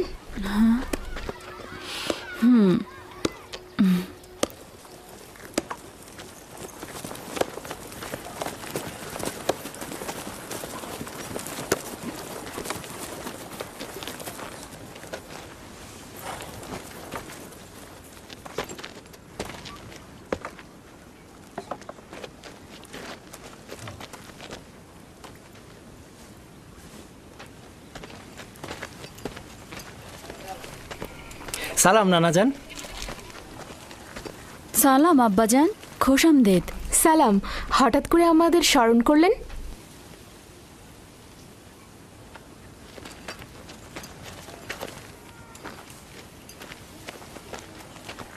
কি হয়েছে আব্বাজান?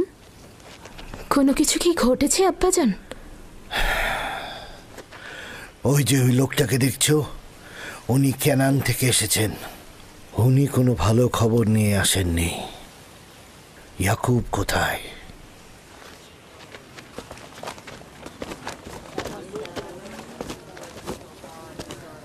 বাবা, আমার প্রিয় মামা লাবান, কি খবর? পথ ভুল করে আসেননি তো? যদিও জানি যে খবরটা তিক্ত, কিন্তু এটাই নিয়তি।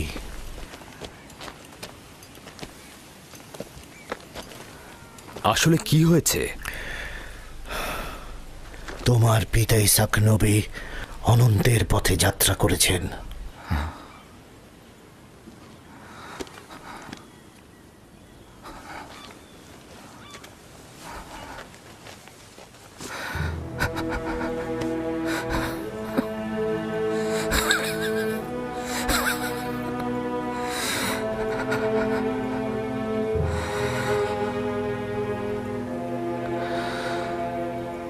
সকলে খোদার তরফ থেকে আসে, আবার তার কাছে ফিরে যায়।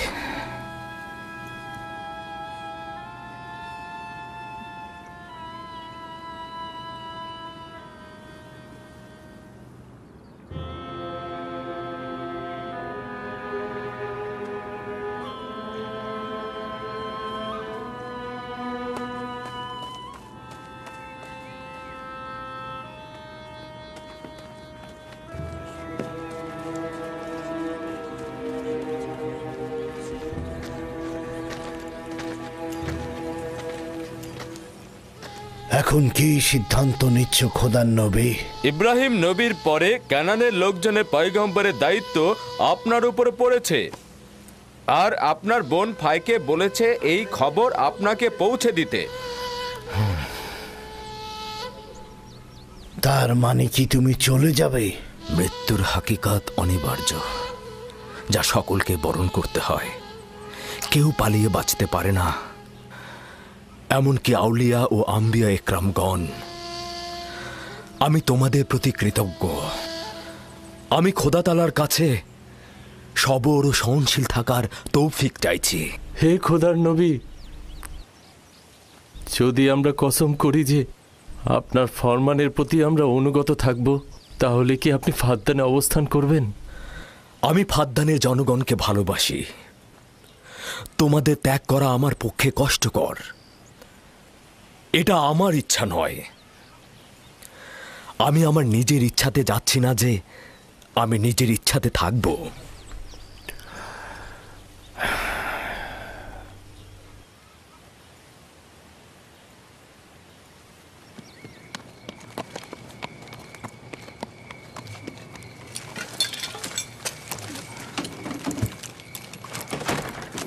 খোদা তাআলার ইচ্ছায় আগামীকাল আমরা ক্যানানের উদ্দেশ্যে যাত্রা করব। আমি প্রস্তুত। আমিও প্রস্তুত। আমি আর আমার স্ত্রী জিনিসপত্র গুছিয়ে নিয়েছি। তোমরা কোথায় যাচ্ছ? আপনাদের সঙ্গে ক্যানান।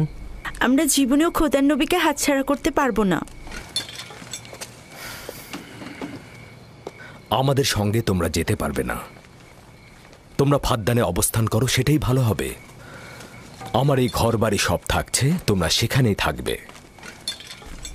কিন্তু আমি তো আপনার কাছে ঋণী হয়ে আছি জনাব। আমরা আপনার কাছে প্রতিজ্ঞা করছি, আমরা সারা জীবন আপনার খেদমত করব। তোমার আত্মীয় স্বজনদের এখানে তোমাকে দরকার হবে। এটা তোমার মাতৃভূমি, আর আমার সাথে তোমাদের কোনো সম্পর্ক নেই। উত্তম হবে তোমরা এখানে থাকো।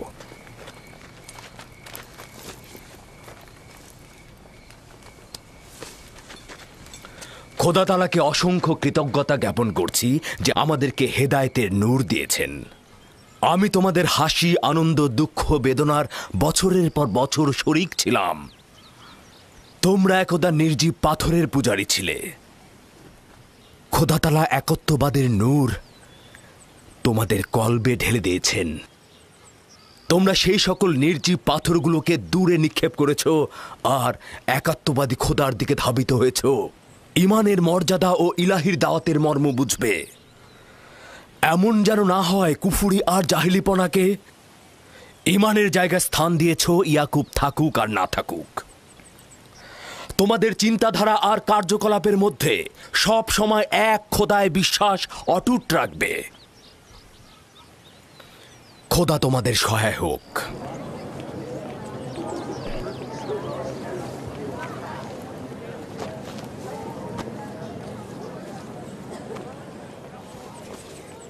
তুমি বছরের পর বছর আমার হয়ে রাখালি করেছ, কোনো উপহার গ্রহণ করনি। তোমার নিজের সম্পদ বলতে কিছুই নেই। আমার অর্ধেক ভেড়ার পাল তোমাকে আর আমার কন্যাকে উপহার দিচ্ছি। আশা করছি এই সম্পদ তোমার কাজে লাগবে। শুকরিয়া জ্ঞাপন করছি। খোদা আপনাকে অনেক বেশি কল্যাণ আর বরকত দান করুক। শুক্রিয়া আব্বাজান। শুক্রিয়া। সত্যি বলছেন আব্বাজান? এটা তো ইয়াকুবের হক। এটা বছরের পর বছর কষ্ট বহন করার উপযুক্ত মর্যাদা। খোদা হাফেজ ইয়াকুব নবী। খোদা হাফেজ। খোদা হাফেজ। আবার আসবেন।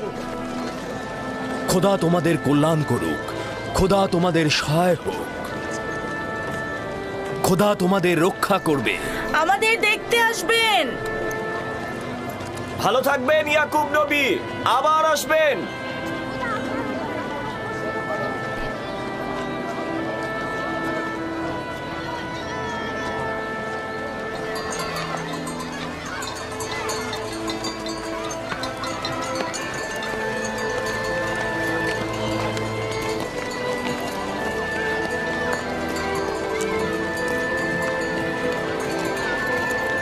খোদা তাআলা তোমাদের রক্ষা করবে। তোমরা অবশ্যই ক্যানানে আমাকে দেখতে আসবে। খোদা হাফেজ।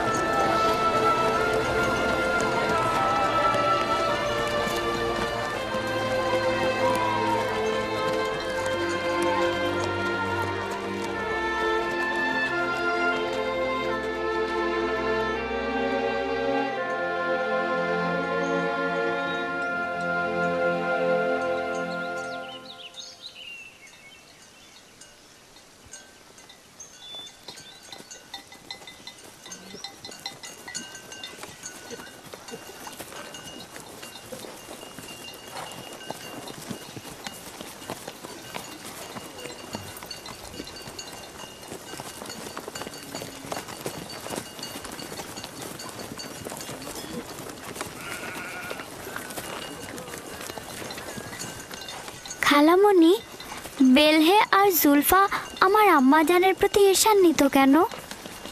এটা তোমাকে কে বলেছে? সবাই তো বলছে। ইয়াহুদা নিজে বেলহে আর জুলফার মুখ থেকে শুনেছে। ছোটদের এ ব্যাপারে হস্তক্ষেপ করা উচিত না, কিন্তু যেহেতু তুমি প্রশ্ন করেছ, উত্তর দিচ্ছি। বেলহে প্রথমে তোমার আম্মাজান রাহেলের কানিজ ছিল। যেহেতু রাহেলের সন্তান হচ্ছিল না, সেহেতু তোমার আম্মাজান বেহেলকে তোমার আব্বাজানকে উপহার স্বরূপ দিলেন, যেন বেলহের কাছ থেকে সন্তান লাভ করেন। আর তোমার আব্বাজান তাকে অনেক ভালোবাসেন। বেলহে দল এবং নাপতলির জন্ম দিলেন।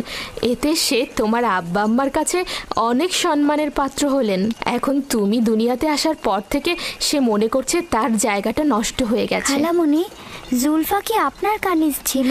হ্যাঁ, রাহেলের উৎসর্গের পর আমিও জুলফাকে তোমার আব্বাকে উপহার দিলাম। চাইছিলাম না তোমার আব্বাজানের মোহাব্বত রাহেলার প্রতি অধিকতর হয়। জত ও আশরের মাতা হচ্ছে জুলফা।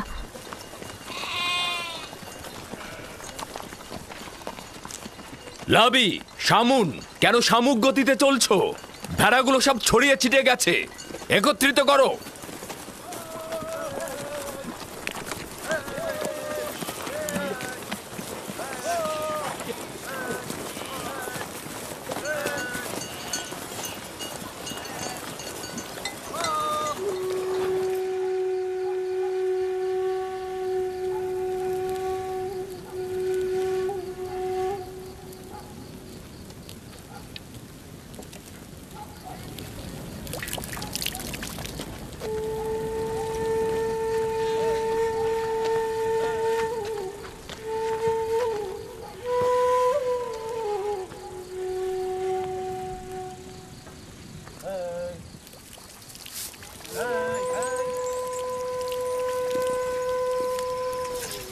লিয়া,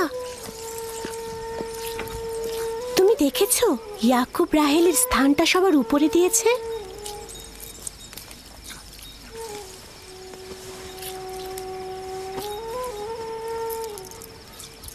আমার বোনের সাথে আমার কোনো ঈর্ষার সম্পর্ক নেই। যেহেতু তার সন্তান সংখ্যা আমার চেয়ে কম, তো ইয়াকুবের ভালোবাসাও তার প্রতি আমার চাইতে কম।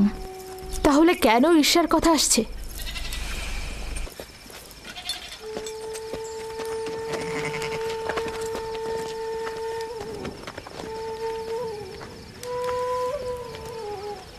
এটা তো পরিষ্কারই, তারা দুজন বোন। আমার পক্ষে কি আর কথা বলবে?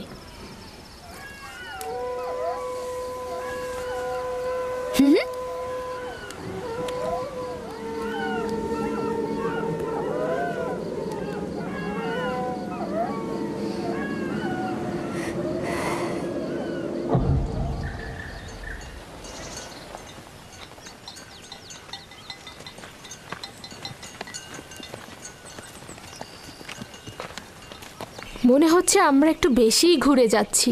রাস্তার খুব একটা বেশি বাকি নেই। যাযাবর জীবনের গলিপথগুলো ঠিক এমনই। সফরের সাথে সাথে জীবনটাও এভাবেই চলে।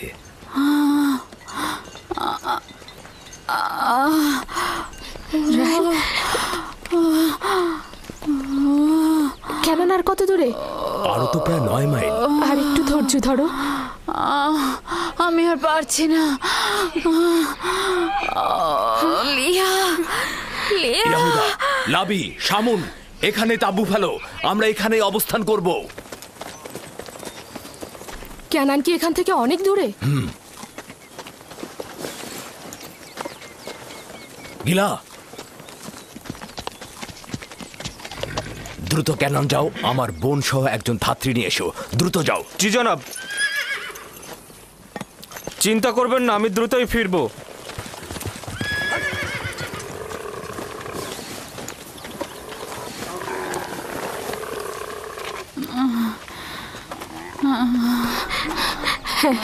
সাবধানে নামো, সাবধানে। এই সাবধানে নামো, সাবধানে। এসো, এখানে এখানে বসো। আস্তে আস্তে যাও। বসো, আস্তে বসো এখানে। আগুন তৈরি করো। লিনের কাপড় নিয়ে আসো জুলফা। হ্যাঁ হ্যাঁ, আনছি। ধৈর্য ধরো, সব ঠিক হয়ে যাবে। কি হয়েছে আম্মাজান? আপনার কি অনেক খারাপ লাগছে? চিন্তা করো না, কিছুই হয়নি। দিনে ইউসুফকে নিয়ে যাও। চলো না, ও থাকুক। ধৈর্য ধারণ করো বোন আমার।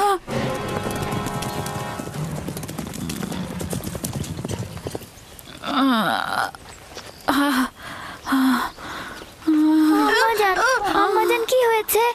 আম্মাজান, আমাকে ছেড়ে দাও, আমাকে ছেড়ে দাও। আম্মাজান, আম্মাজান, আম্মাজান কি হয়েছে? ইউসুফকে সামনে রাখো। এসো ইউসুফ, এদিকে এসো। ইউসুফ, তুমি বাবা আমার সাথে চলো। আমার সাথে এসো। আম্মাজানের কি হয়েছে? কিছু হয়নি আমার পুত্র। ইউসুফ, তুমি ওখানে যেও না। আব্বাজান, আমার আম্মাজানের জন্য ভয় লাগছে। ভয় লাগার মতো কিছুই হয়নি, আমি তো আছি। শান্ত হ বেটা, শান্ত হ।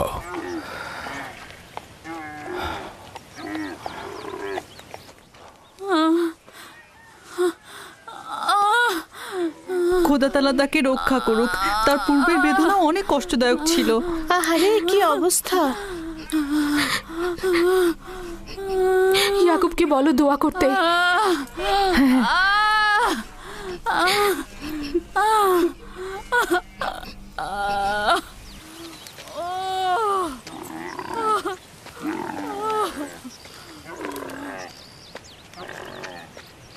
কি খবর?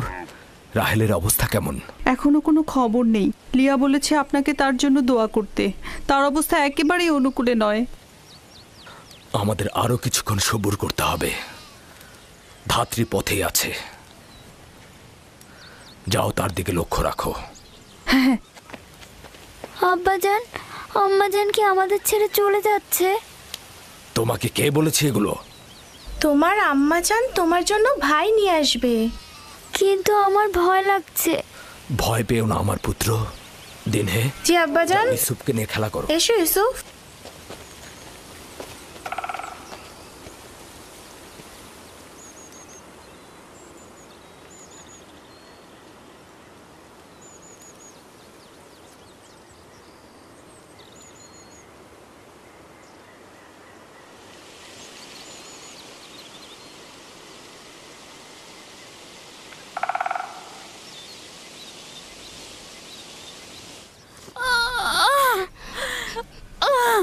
যদি রাহেলের পূর্বের মতো অবস্থা হয়, খোদা তাআলা তাকে রহমত দান করুন। আমার কিন্তু মনে হচ্ছে এই যাত্রায় আর রক্ষা হবে না। বদ চিন্তা থেকে মুক্ত থাকতে পারো না, অলক্ষণে পেঁচা।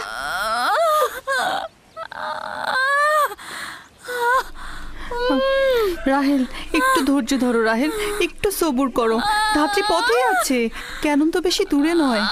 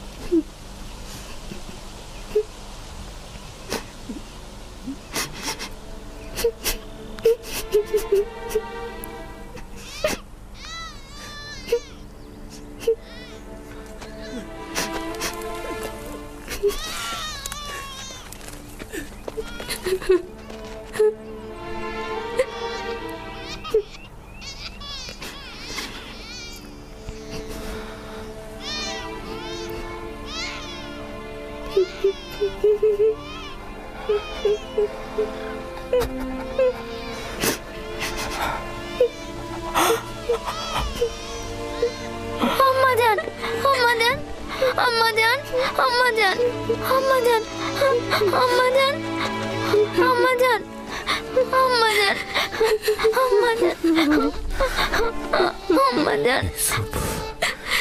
আম্মাজান, আম্মাজান,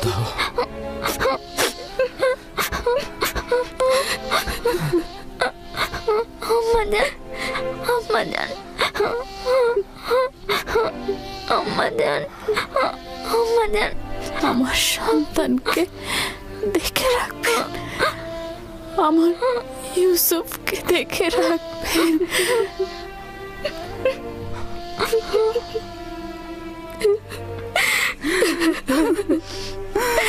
রাহেল, বোন আমার,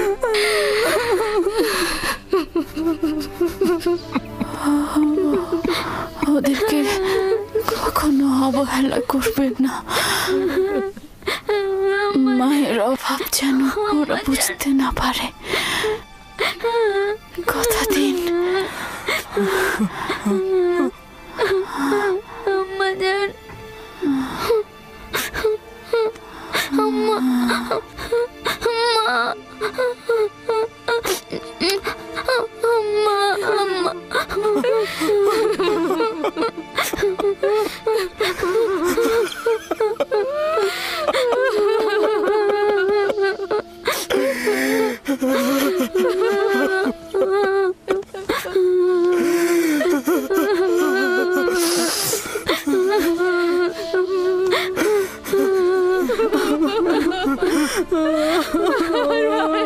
মানু, বোন আমার, রাহেলা, মানু। খালামণি, রাহেল,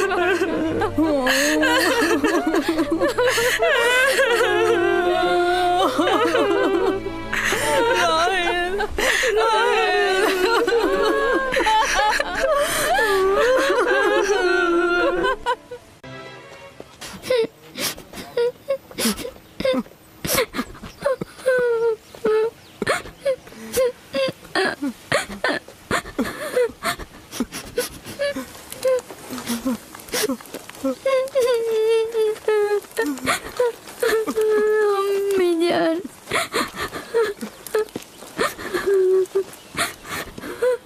রাহেলের নামে ইঙ্গিত ছিল ও সকালে ইন্তেকাল করবে। হে পরওয়ারদিগার, রাহেলের বিচ্ছেদে আমাকে সবুর ধরার তৌফিক দাও।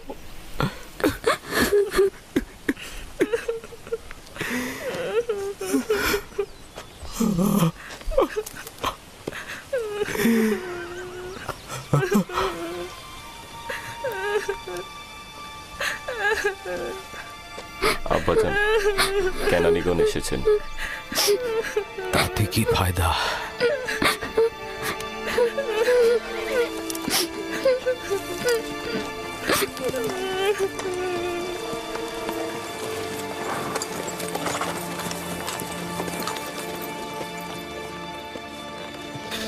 কোথায় রোগী? কোথায়?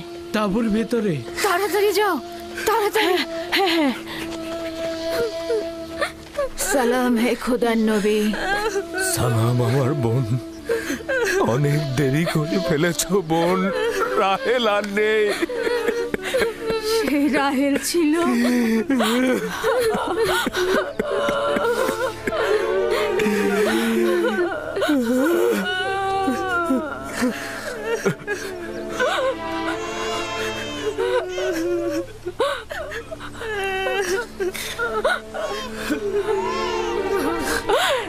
এ তো আমাদের ভাগ্যের লিখন ছিল।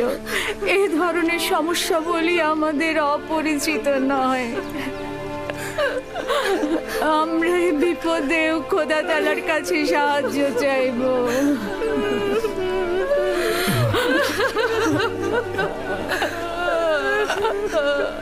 তুমি নিশ্চয়ই রাহেলার বোন লিয়া। তোমাকে কি বলে সান্ত্বনা জানাবো, আমার সে ভাষাটাও জানা নাই।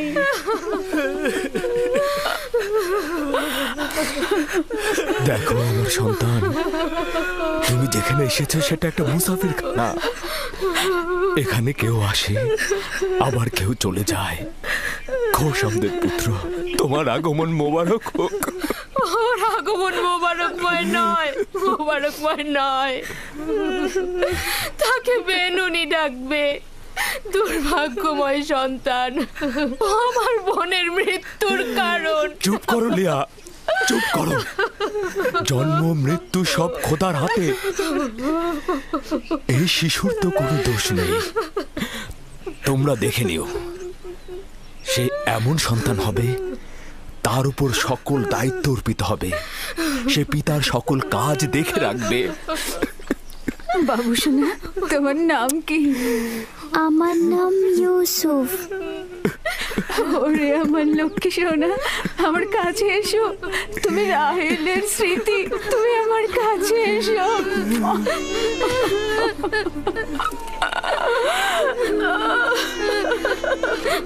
Amazon, Amazon, Amazon.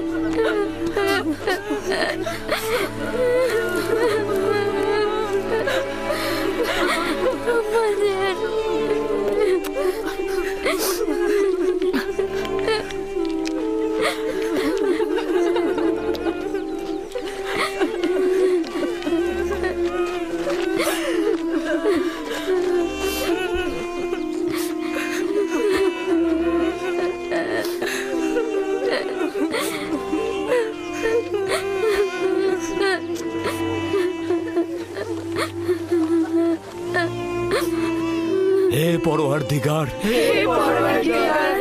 নিঃসঙ্গ রাহেলের আত্মার প্রতি রহমত বর্ষণ করো।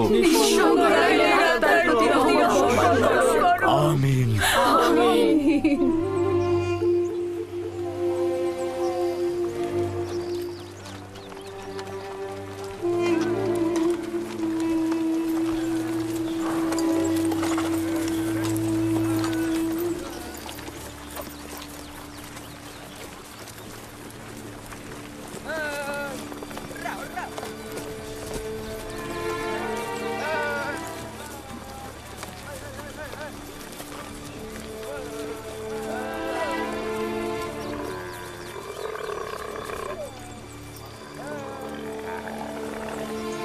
ফুপুজান, আমার আব্বাজান বলেন খোদা তাআলা যাকে সবচেয়ে বেশি ভালোবাসেন তাকে তিনি তার কাছে নিয়ে যান।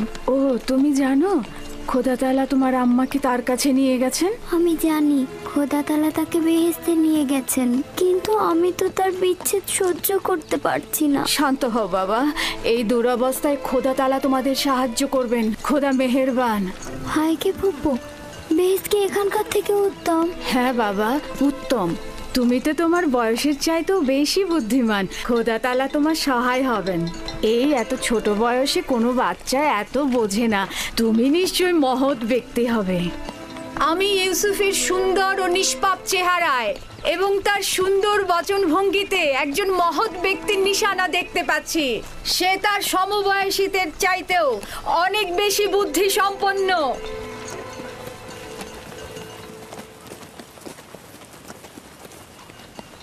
চুপ করো বোন, চুপ করো। ইউসুফ তার অন্যান্য ভাইদের মতোই, কোনো পার্থক্য নেই।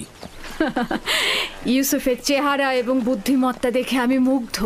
আমি ইউসুফকে আমার কাছে রেখে লালন পালন করতে চাই। আমি তার মায়ের অভাব পূরণ করব। তোমার কাছে অনুমতি চাইছি। আমি আমার বোনের কাছে শপথ করেছি যে তাকে তার মায়ের অভাব বুঝতে দেব না। তাকে আমার সন্তানদের মতোই লালন পালন করব। কিন্তু তুমি তোমার এত সন্তানদের মধ্যে তা কি পারবে? তার কোনো সম্ভাবনা নেই। আমি তাকে এক মুহূর্তের জন্য চোখের আড়াল করতে পারবো না।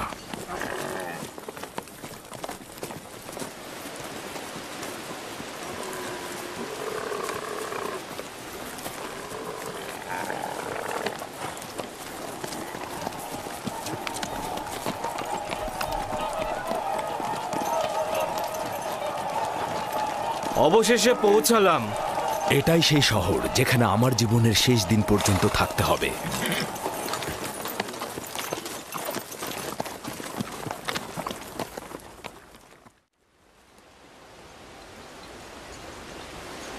ইয়াকুব নবীর কাফেলা আসছে। সবাই দেখো, ইয়াকুব নবীর কাফেলা আসছে।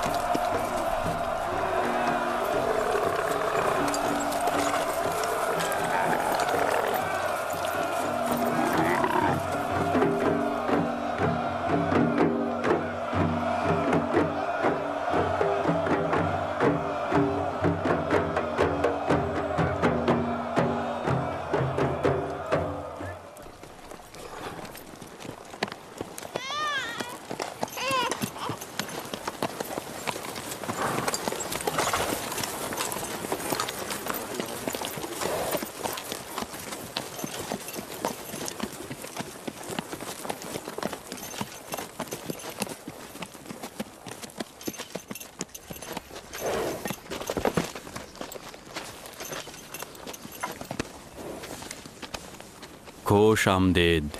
খোদার নবীর আগমন সাদরে গ্রহণ করছি এবং আপনার শোকের সমবেদনা জ্ঞাপন করছি। আপনার উপরে যে মুসিবত নেমে এসেছে, খোদা তাআলা আপনাকে ধৈর্য ধারণ করার তৌফিক দান করুক।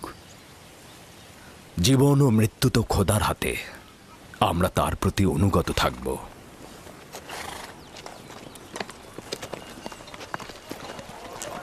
খোশ আমদেদ। খোদা আপনাদের সহায় হোক।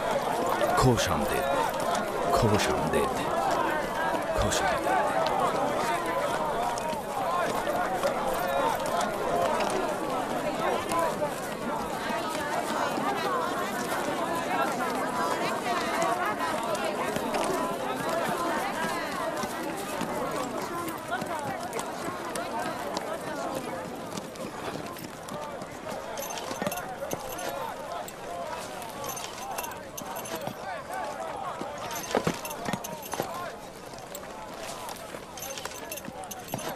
বোন আমার, আমাদের আব্বাজান ইসাক নবীর কবর কোথায় দেওয়া হয়েছে? তুমি সে জায়গাটা চেনো। আমাদের দাদা জান হজরত ইব্রাহিম ও তার সহধর্মিনী মাকফিনা আর আমাদের আম্মাজানের কবরও ওখানেই দেওয়া হয়েছে। প্রথমে জিয়ারত, পরে তাদের সাথে নতুন করে প্রতিশ্রুতিবদ্ধ হব। লিয়া, সবাইকে বলো আমরা একসঙ্গে সেখানে যাব। ইয়াহুদা, লাবি। বাসমে, তোমাকে যে আমানতটা রাখতে দিয়েছিলাম সেটা নিয়ে এসো। আমরা আব্বাজানের কবর জিয়ারত করতে যাচ্ছি। জি।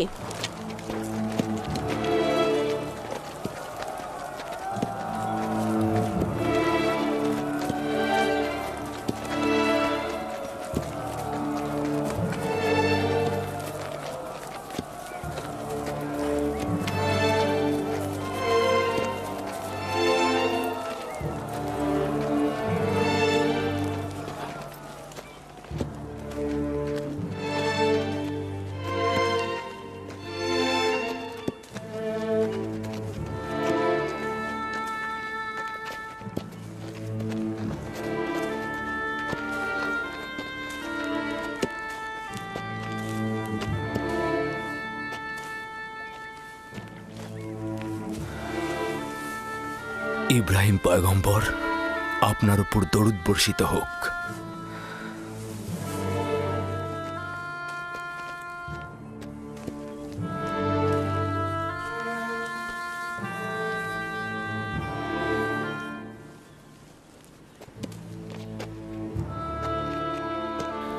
খোদা তাআলা ইসাক ও ইব্রাহিমের রূহকে শান্তি দান করুক। কেনানের অধিবাসীগণ তাদের ঈমানের হেদায়েতের জন্য তাদের কাছে ঋণী। মৃত্যুর সময় আব্বা খুব করে চাইছিল তোমাকে একবার দেখবে। সে তোমাকে তার পরের পয়গম্বর বলেছে।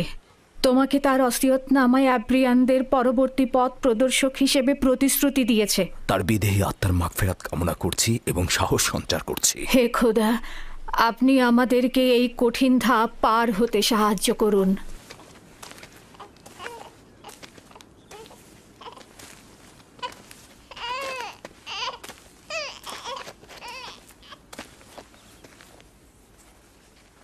এই পোশাকটির মালিক আমাদের শ্রদ্ধেয় দাদাজান হজরত ইব্রাহিম উত্তরাধিকার সূত্রে আব্বাজান ইসাকের কাছে এসেছিল। এখন তুমি হচ্ছ এর উত্তরাধিকারী। যেহেতু আমি আমার পিতার প্রথম সন্তান ছিলাম, তাই তোমার অনুপস্থিতিতে আমি একে সংরক্ষণ করেছি। এখন আমাকে দেওয়া আমানত তোমার কাছে সমর্পণ করলাম। আমার আব্বাজানের ওসিয়তের ভিত্তিতে তোমার পরে পরবর্তী আম্বিয়ার কাছে পোশাকটি পৌঁছাবে। সম্ভবত এটিকে রেসালাতের জুব্বা বলা যেতে পারে।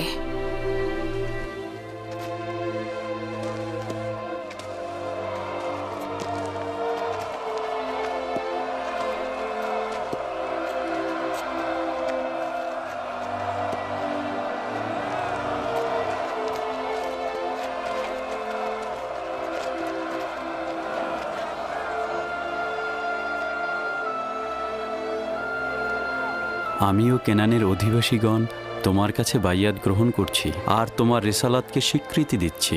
হজরত ইসাকের পর তোমাকেই খোদার নবী বলে স্বীকার করছি।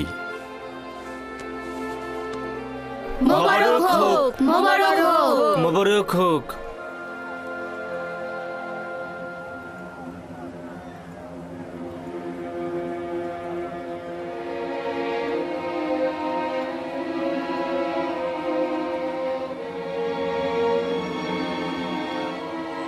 তুমিও কি এটাই ভাবছো যে আব্বাজানের পর এই জামা কার কাছে যাবে? সেটা তো ভালোভাবেই বোঝা যায়, যে বেশি শক্তিশালী হবে সেই পাবে। তোমরা ভুল করছো। যার ইমান বেশি শক্তিশালী হবে সেই এটা পাবে।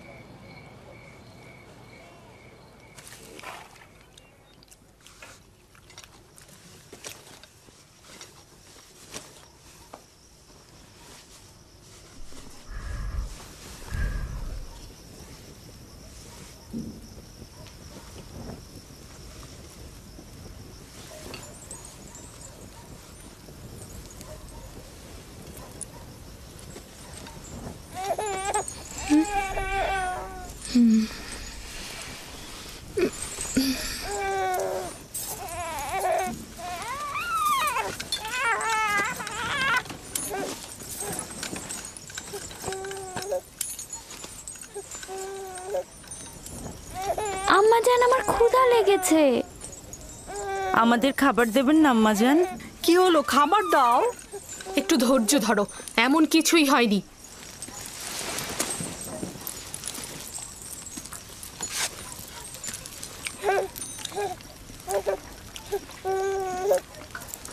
নাও।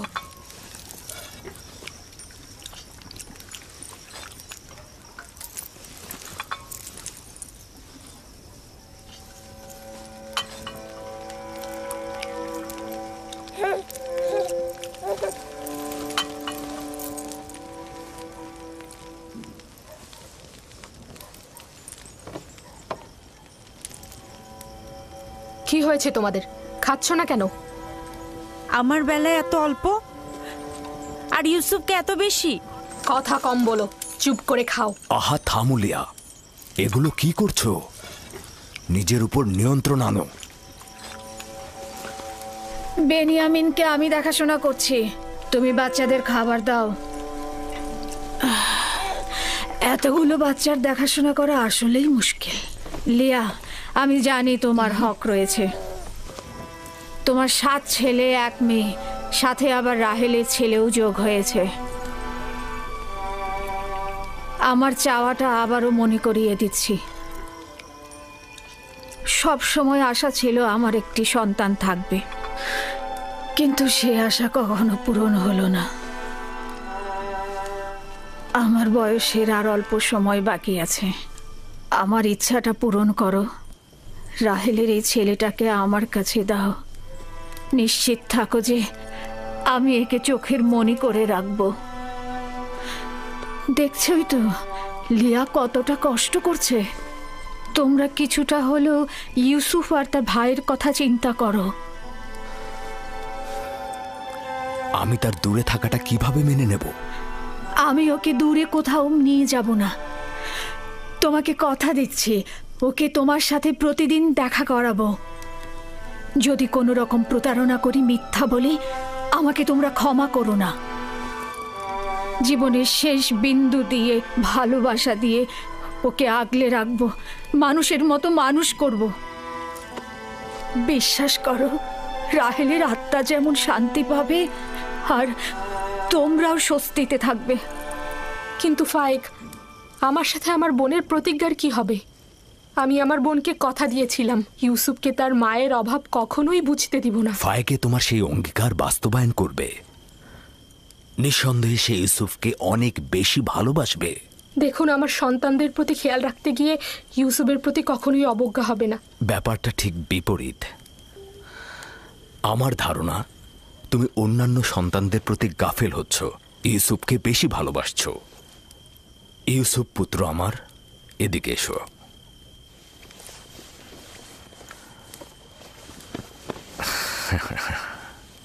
বলো তো পুত্র আমার, তুমি কি ফুপু আমার সাথে থাকবে? জি আব্বাজান, ভাইকে ফুপু মা একজন ভালো মা।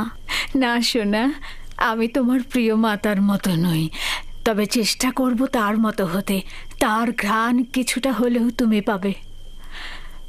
আমি তোমাকে কথা দিচ্ছি ভাই, ওকে আমি বুক দিয়ে আঁকলে রাখবো, ভালোবেসে সবসময় চোখের আড়াল হতে দেব না। বেশি কষ্ট পাওয়ার আগেই ওকে তুমি এখান থেকে নিয়ে যাও। তার মানে কি আমরা আর ইউসুফকে দেখতে পাবো না? কে বলেছে? তোমরা প্রতিদিনই ওর সাথে খেলা করতে পারবে। তাহলে তো আমরা ইউসুফের সাথে খেলা করতে পারবোই, তাই না? অবশ্যই পারবে। চলো ইউসুফ, চলো আমরা খেলি, চলো। কি খাবার রেখে যাচ্ছ কেন? আগে খেয়ে যাও। সাবধানে বাচ্চারা।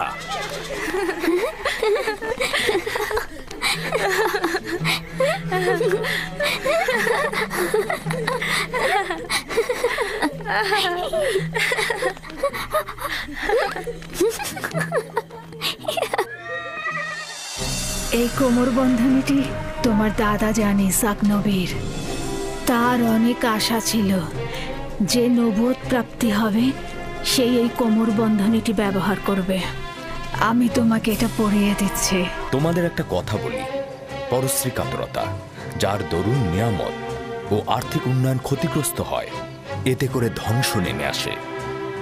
পরশ্রী কাতরতা হচ্ছে অন্যের থাকাটাকে সহ্য না করা। ইউসুফ তো মেধা সম্পন্ন, তাই না? আর তাছাড়া তার সুন্দর চেহারা ও বচনভঙ্গি ভালোবাসা পাওয়ারই মতো। হ্যাঁ, সে কারণে তো আমরাও তাকে ভালোবাসি।